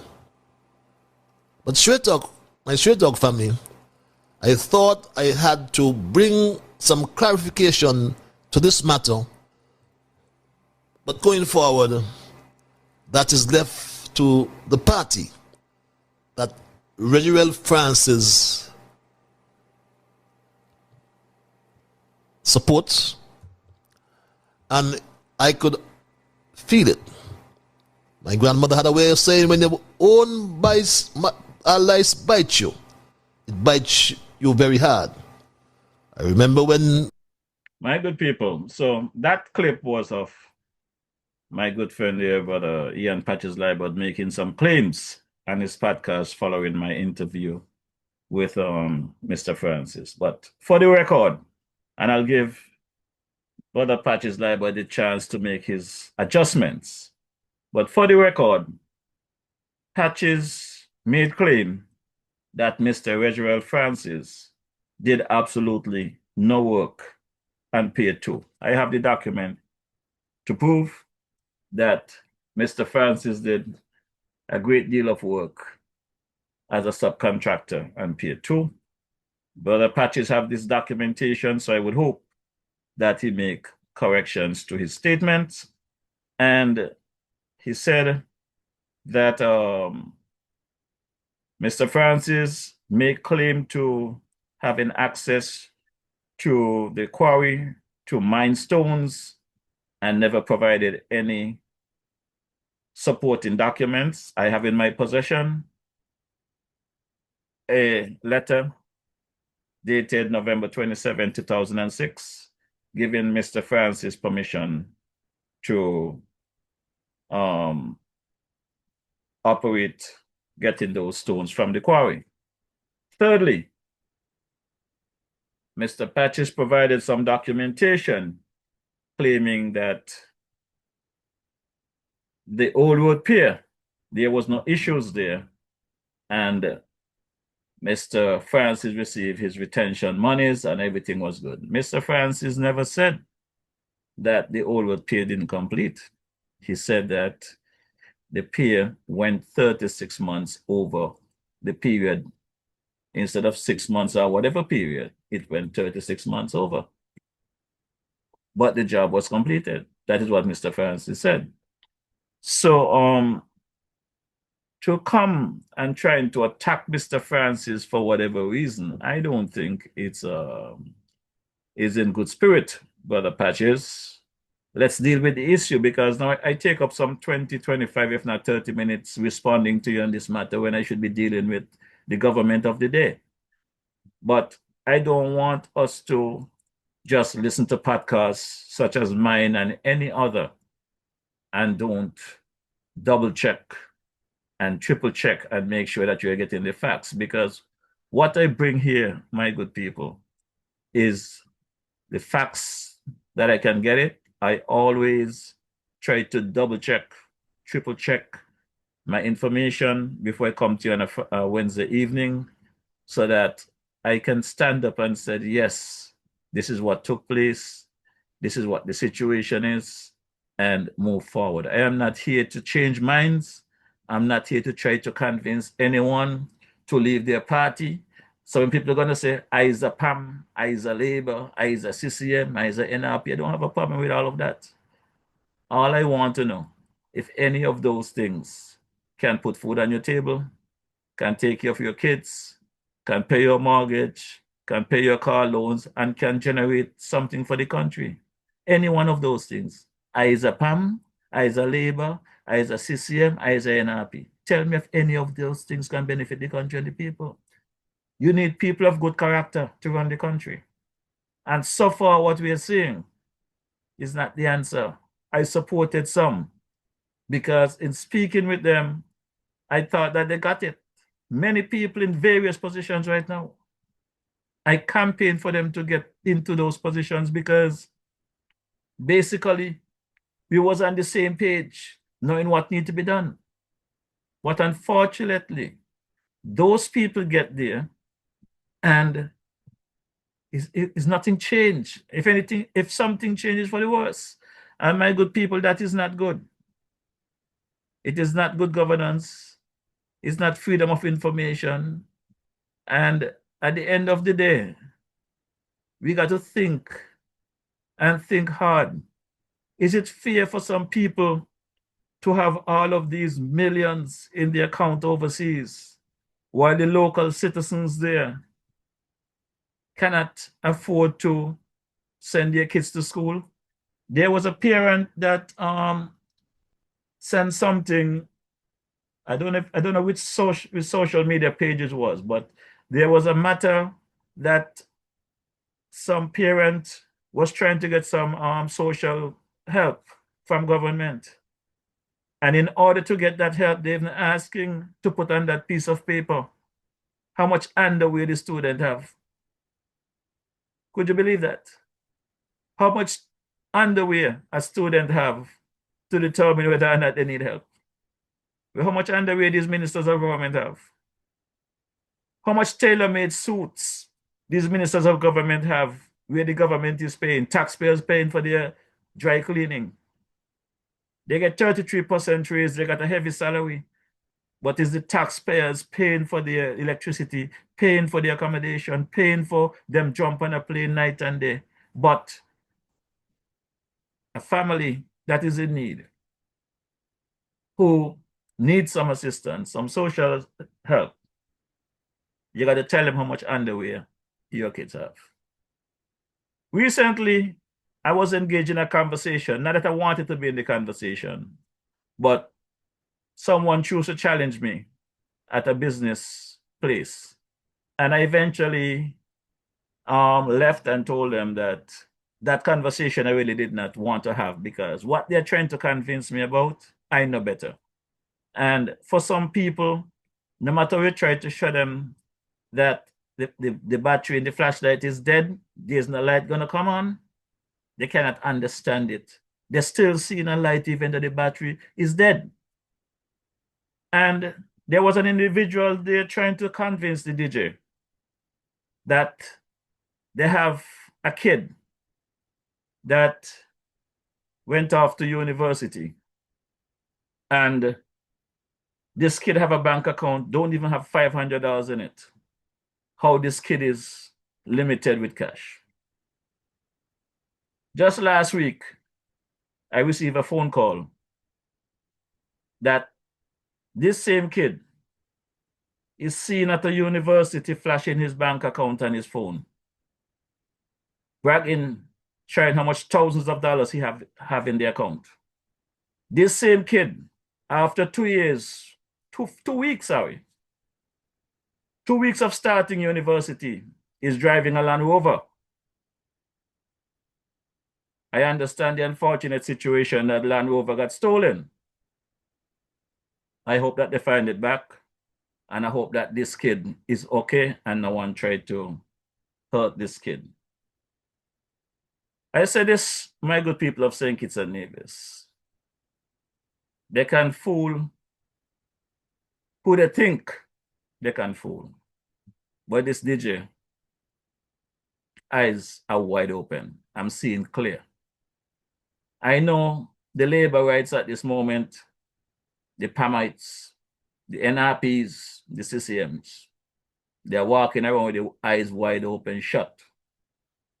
But in due course, the time will come when people will understand that what I present here on a Wednesday evening, they should have paid closer attention. As you're aware, this podcast is for 2 hours, and there's a lot more clips to be presented. There's a lot more information to be presented, but I don't like getting into areas that I cannot complete. So I'm going to drop one other clip. I'm going to drop my ads, and I'm going to get out of here and look forward to seeing you next week, same place, same time. I was supposed to have 2 other guests here this afternoon, and they were having some technical difficulties connecting. And when I look at the time and what I have been discussing, God is running this podcast, because had they been here, I would not have been able to get in as much information as I provided. So I just want to say to those guests, sorry that you didn't make it online, but next week we can pick up from where we left off.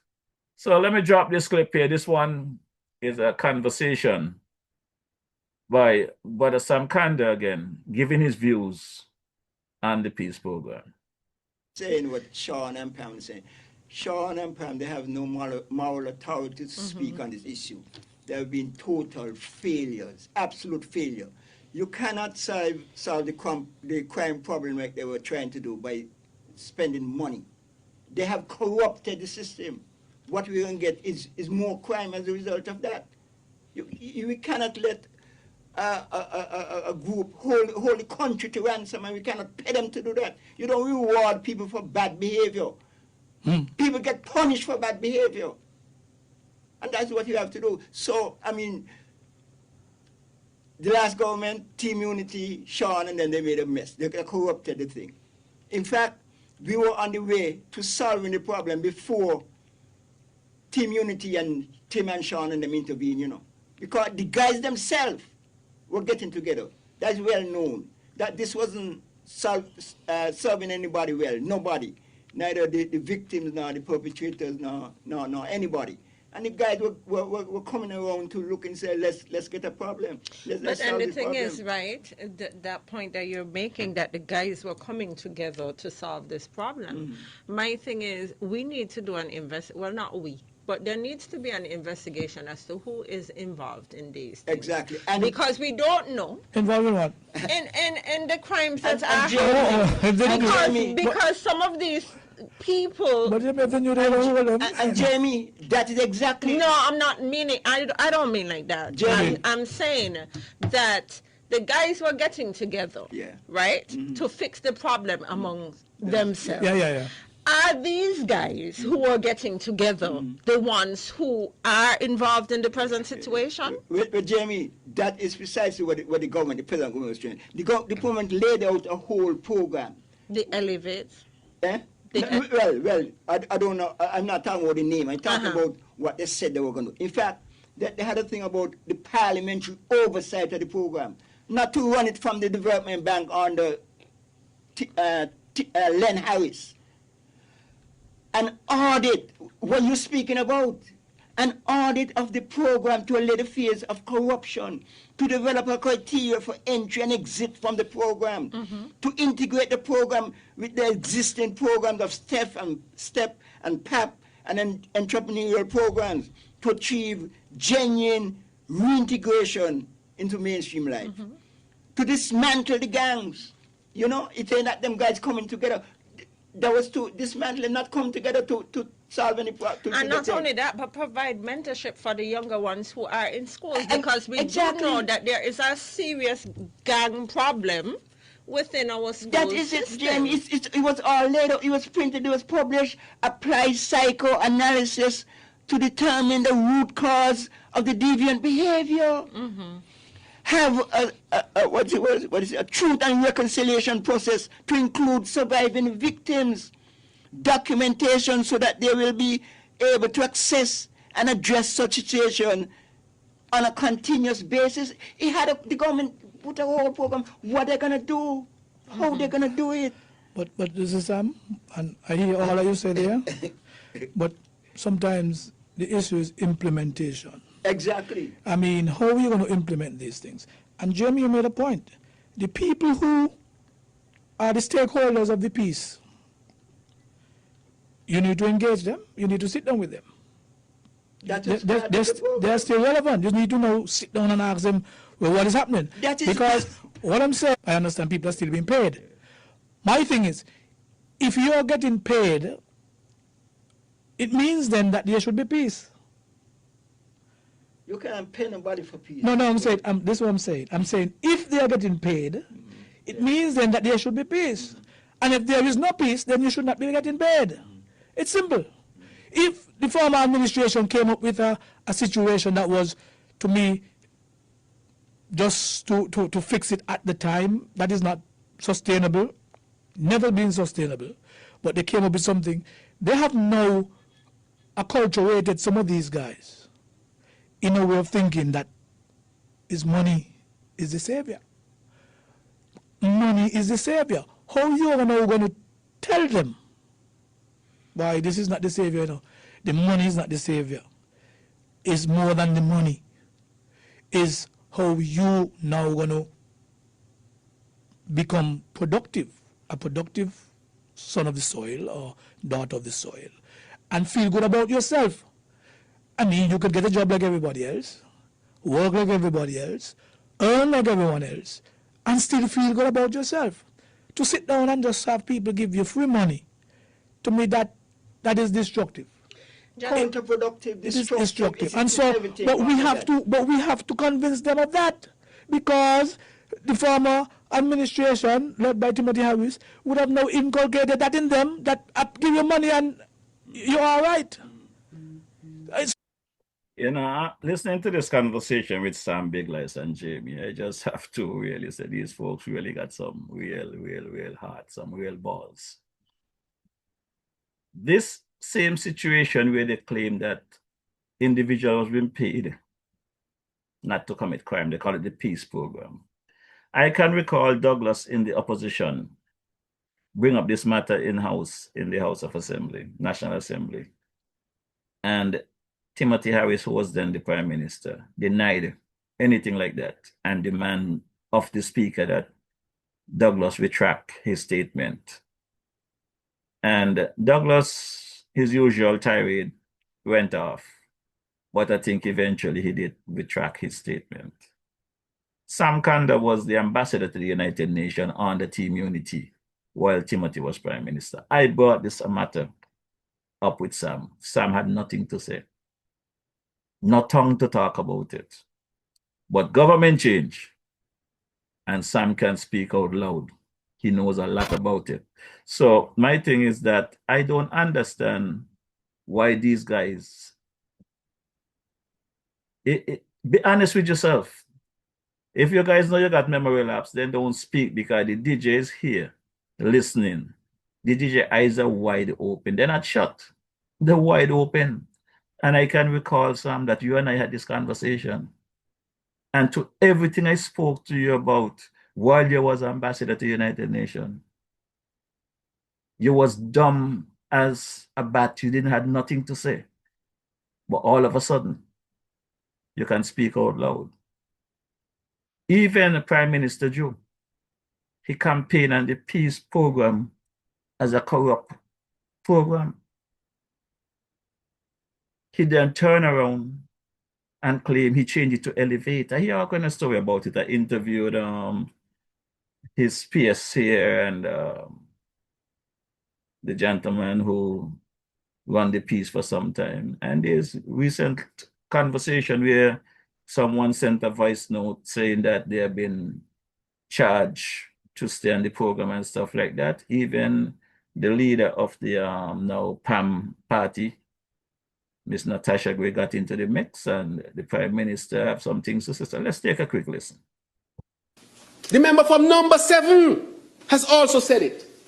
This is what is happening. This was used to embezzle money, hide money, fill the pockets of politicians and their cronies, Madam Speaker. This objective wasn't to bring a long-lasting peace and to rehabilitate anybody. I've heard the allegation and I've heard the voice note, but the police must carry out the necessary investigations to see if anybody is trying to embezzle money or trying to do anything that is not proper in a public office, so that persons feel safe and feel comfortable communicating with persons in authority. Now, the peace program is something that Dr. Drew said that we are going to shut it down. And that is why, Madam Speaker, we are saying that this is not the answer. This has been a corrupted system that embezzled money, robbed the country of tens of millions of dollars. And had the money been really spent in a legitimate program to rehabilitate people, people would have been rehabilitated. Almost everything was corrupt, deeply corrupt. He moved the name from peace to elevate. And he said all kind of things. But yet we hear someone saying that persons are being paid under the peace or the elevate. So, is he going to come and tell the public how much persons are on the elevate, how many persons are getting weekly stipends, and how many of them have to give any of it to somebody or a group or institution? Because he's the Minister of National Security, and so he would have that information. Are they paying Social Security, which he spoke about? He needs to come and tell us. They're 3 years in. This is the honeymoon period anymore to say, okay, we just got there. Let's throw the blame. Well, he's still throwing blame on the previous administration. But when is that going to end? When he ring the bell? Yes, my good people, that is the leader there of PAM, Shani Gray, getting into the mix. What I can say to you, when we pull back the onion, the layer of the onion, as they would say, you will find that a great deal of them is tied up in this thing and this passport thing. So let's take a quick listen to the new Mark Brantley, Premier of Nevis, leader of the opposition under this new Joe-led Labour administration. I believe that Dr. Harris saw the prime ministership as his moment, not to serve the people of St. Kitts and Nevis, but to serve himself, his family, and those close to him. Yes, that is the new Premier, Mark Brantley, leader of his loyal opposition, telling us his views and his former boss, the former Prime Minister, Timothy Harris. But do you guys recall sometime back, while in the Team Unity administration, while we were speaking about the situation with the former Prime Minister, when Premier Brantley came out at us and give us a tongue lashing? Let's take a listen to that moment under the Team Unity administration.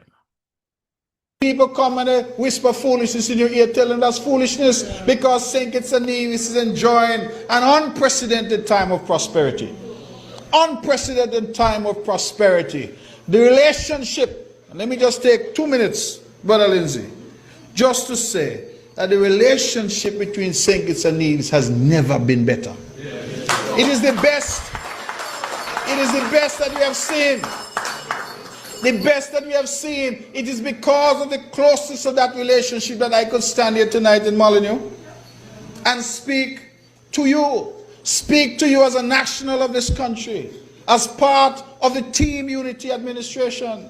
And if Vance Amory was here, he would have done similarly, because we are now bound together in a very tangible and important way as we advance the interests of the country. Now in Nevis, for the first time, people are not seeing those age-old distinctions that we used to have. If you want a job and a job is at Park Hyatt, people go on Park Hyatt to work. Wherever work is in the country, people are saying, I am a national of this country and I'm taking advantage of that. People of St. Kitts are taking advantage of opportunities in Nevis and vice versa. You know why? Ultimately, we are two islands, one paradise. Two islands, but one country. And we need to continue to ensure that all of our people benefit from all that we have to offer as a country. I thank the Honorable Prime Minister. I thank Team Unity and the vision that went into this. I have said so many times right here in St. Kitts that we come from disparate places and disparate backgrounds. When I was in opposition, another man used to talk as hard to me as Timothy Harris when he talking from over there. Talk hard, I used to fear him because you know he's big. So to come from there to where we are now says to you that we were able to put away those things and come together. Put away those things and come together for the benefit of the people of Nevis. Thank you. Yes, my good people, that's the sound of Premier Brantley now and then. So we continue this chatter. But my good people, it ain't stop there now. It ain't stop there at all. Someone sent me a clip here. Tell me that when they came after the DJ, there was a young lady there doing she part, doing she thing when they came after the DJ, harassing the DJ, cussing the DJ, calling the DJ all kind of name. But it looked like somebody mash it on. So she let off on them. So let me drop this one here for the good people of St. Kitts Nevis. Yes, man. This one is good. I like this one. I like this one. So let's take a listen to this one. I don't care who vex. I love you come from Monkey Hill. I will come from the same upbringing. Me not an old woman to all you. Because me not got you 10 years. It is time I put the right people in government and stop let these fucking dog foul, them dog shit here. Embarrass all you. Dirty stinking Renebas. The people in behind the fake pages being the fucking voices for you. Yes, nobody come tell me ain't got no class. I am addressing the fuckery that is happening here in our country, trying to put down our good women and men. You understand? Every minute, lovey gums. What the fuck lovey gums do are you? So nobody come tell me nothing because everyone are you know but fucking bad word. I believe in the backside there, lovey gums. I like how we do it. Land of democracy. This one by the man himself. Brother Apsy, let me drop this track just before I get some hands and get out of here. Yes.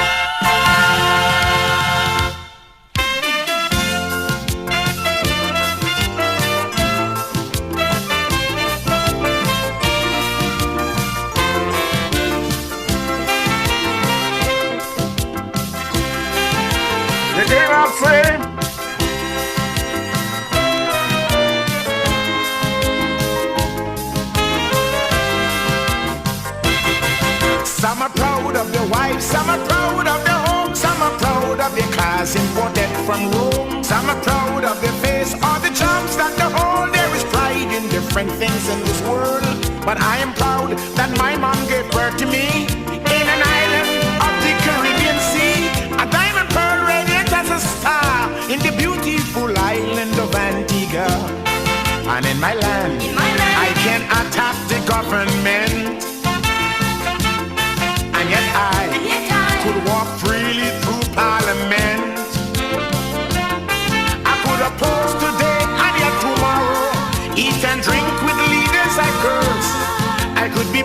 no job, and yet for all, I wouldn't die from hunger and thirst. And I am free, whether right or wrong, to express my views with pen or tongue. That is why I hail thee song.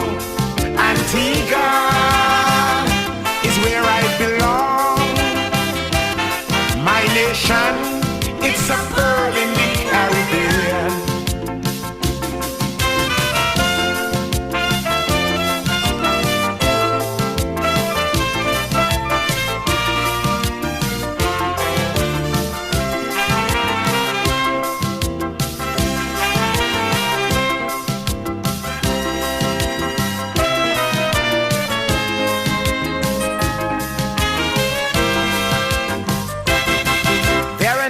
That will jail you, slaughter and kill if you oppose a government's bill.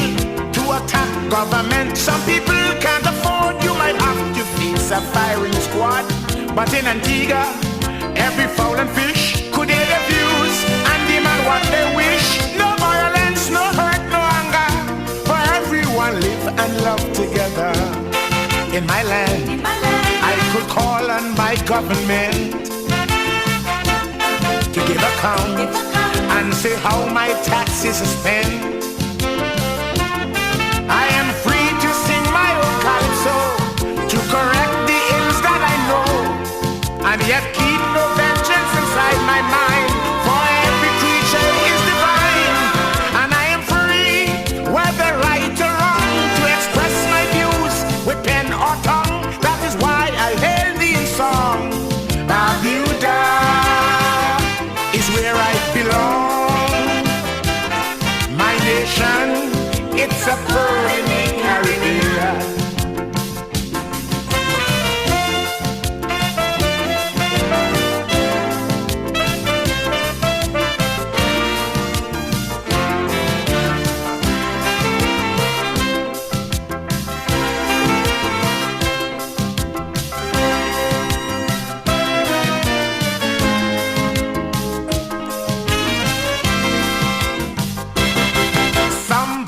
Their country, how they live in harmony. Some say they practice democracy, but in Antigua we don't boast on paper. We live and love democracy here. We could campaign for the opposition, then vote against them in an election. Englishman, Frenchman, Austrian, or Turk should come and see how democracy works. And in my land, every man, woman, and child know the purpose of singing good calypso. Calypsonians comment upon what they see, and although we sound angrily, our aim is to build a better nation, free from torment and starvation. And we are free, whether right or wrong, to express our views with pen or tongue. That is why I hail thee in song.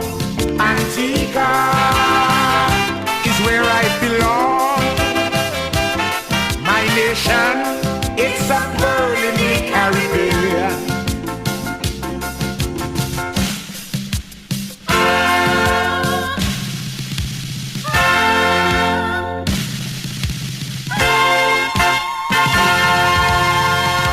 Yes, that's the song of the man himself, King Obstinate. And right about now, we're going to drop a few ads and get out of here. It's been a lovely Wednesday evening as usual, Wednesday, 3rd September 2025. Right about now, I'm going to hail up my boy, the man, Brother Coker there, Brother Aston Coker, there, Main Street, Sandy Point, St. Kitts. Attention, vehicle owners and operators. Your driving experience just got better. Yes, you heard it right. 3A's Auto Services, located Main Street, Sandy Point, St. Kitts, where you have tire sales and installation, vehicular repairs, and other services. You can reach Mr. Aston Coker at 869-664-2204, 869-667-2071, or 869-665-0605. Yes, 3A's Auto Services, located at Main Street, Sandy Point, St. Kitts, just above the Brimstone Hills Fortress. And you can reach out to them for emergency roadside services. Remember, Brother Aston Corker is available 24/7. Just call those numbers. I just want to drive a motor car. I just want to drive a motor car. Drive it. Drive it. Yes, that's the man, Aston Corker, the Main Street Sandy Points and Kits. Let's take a quick run across to our sister island near Nevis and hear my boy Cabo have to tell us this evening. Cabos, located at Fountain Village in Nevis, is the go-to spot for your Saturday treat. Tantalize your taste buds with his delectable Cabos Delicacy Goat Water. Or, if you prefer some soul food, then Cabos Fungi and Fish is definitely the way to go. Call ahead and reserve at 869-663-9694. Then make your way over to Cabos and enjoy the vibrant atmosphere while you savor your delicacy. Cabos, we are not changing, we are only improving. Food all over. Food all over. You got the food all over. Yes, you heard it right. Cabo had the food all over Nevis. Tried to get Cabo to do a delivery as he promised last Saturday. Cabo said he was sold out. So Cabo, you need to step up your pot. You need to get a bigger pot because, you know, when folks listen to the ad and they hear that Cabo delivers, they expect Cabo to deliver. Now let's take a quick listen to my girl sister Carmen of Carmen Caterers.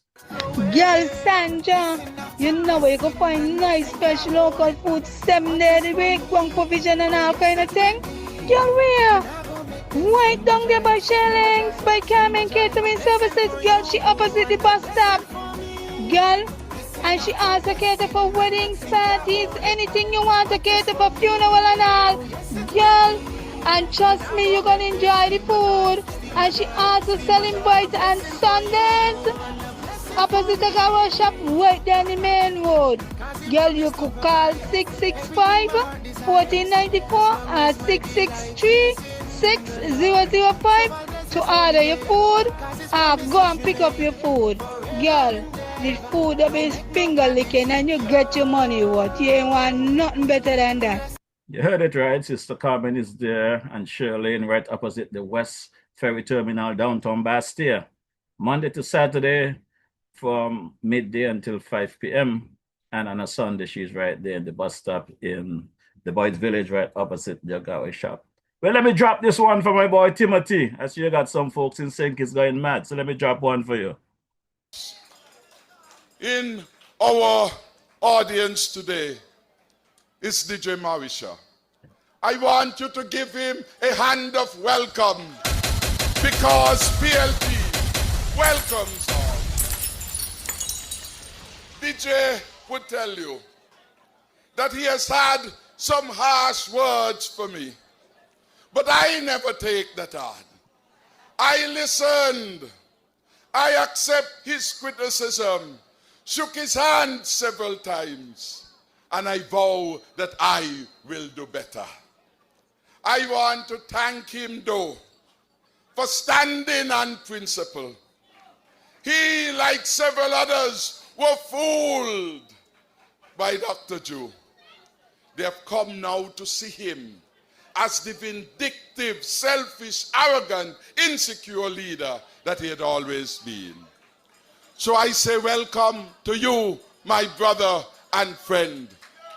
We will not always agree, but I will always admire a man who put his country first. You will always stand tall in my books. Yes, that's the man, the big Timo, touching the DJ while at his convention. So, my good people, let me drop my ad here and get out of here. Quick time. Stand by. Wednesday evenings are heating up. Log on to DJ Marishall's Facebook Live broadcast every Wednesday evening from 6 to 8 p.m. It's a frank and candid exploration into the social, cultural, political, and economic issues affecting our federation. And just in case you missed it, you can also catch the broadcast on his YouTube channel, DJ Marishaw. Subscribe to the channel on YouTube and smash that bell. You will be notified whenever he goes live. DJ Marishaw, every Wednesday evening, Facebook 6 to 8 p.m. or thereafter on his YouTube channel, DJ Marishaw. Log on.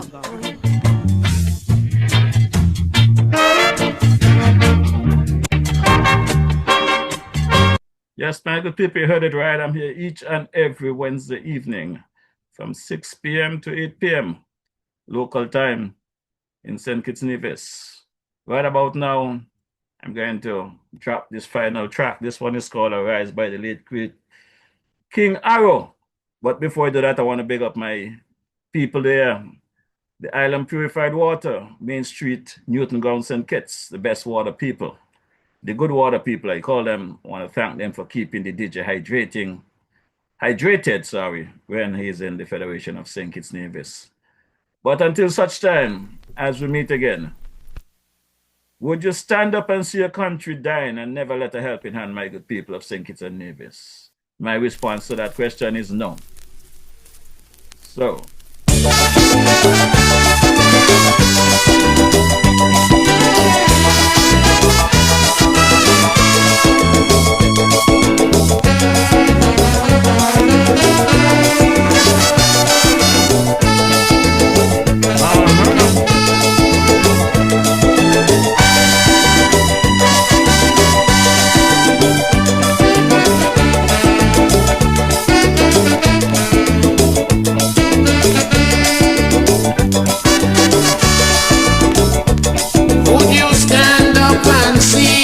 Your country dying and never lend a helping hand. Would you see your children's future dwindling, creating much disillusion? Or would we watch on idly, disregarding our self-sufficiency?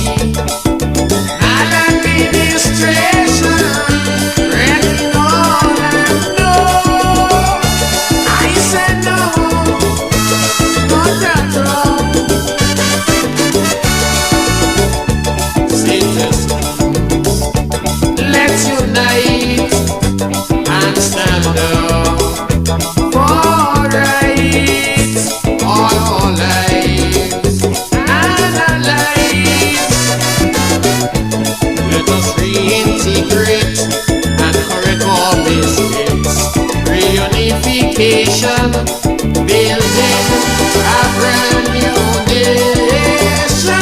We'll move on together, hand in hand. Rise, citizens, arise. The country is yours, all yours, still yours.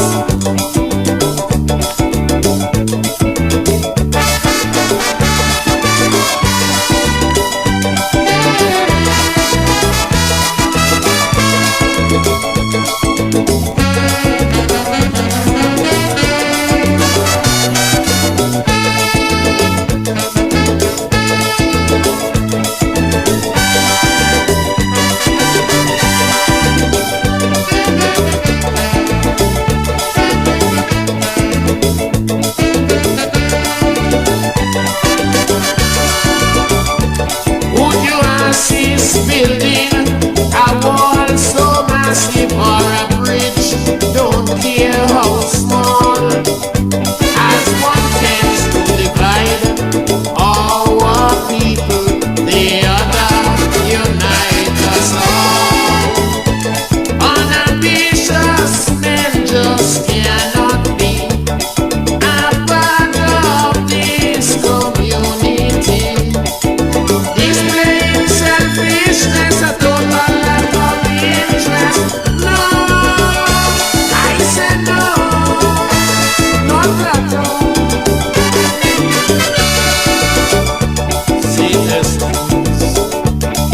Let's unite and stand up for rights, all our lives and our lives. Let us reintegrate and correct our mistakes. Reunification, building a brand new nation. We move on together hand in hand. Rise, citizens, arise. The country is yours, all yours, still yours.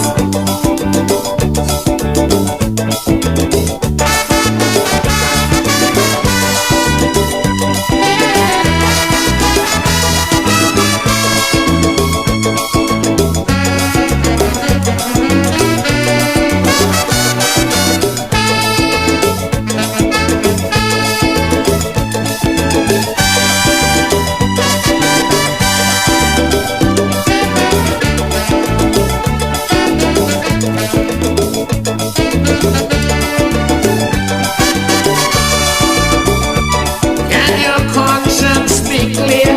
Indulging corruption or misusing public office, being accused of unemployment and crimes, or disrupting a citizen's peace. Oh, my country in this harmony, separated politically. Hatred for a brother cannot love each other. No, I say no, not at all. Citizens, let's unite and stand up for rights, all our lives and our lives. Let us reintegrate and correct our mistakes. Reunification, building a brand new nation. We move on together hand in hand.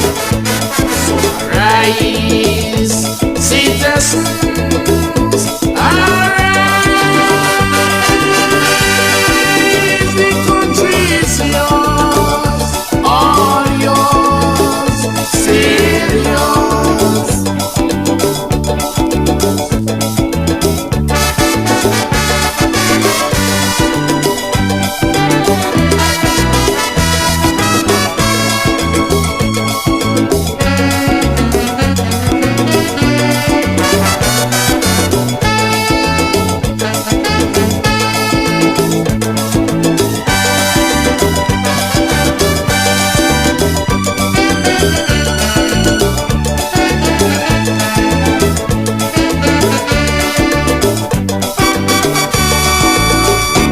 Yes, my good people, and that brings us to the end of yet another beautiful Wednesday afternoon here at the DJ Marisha Experience.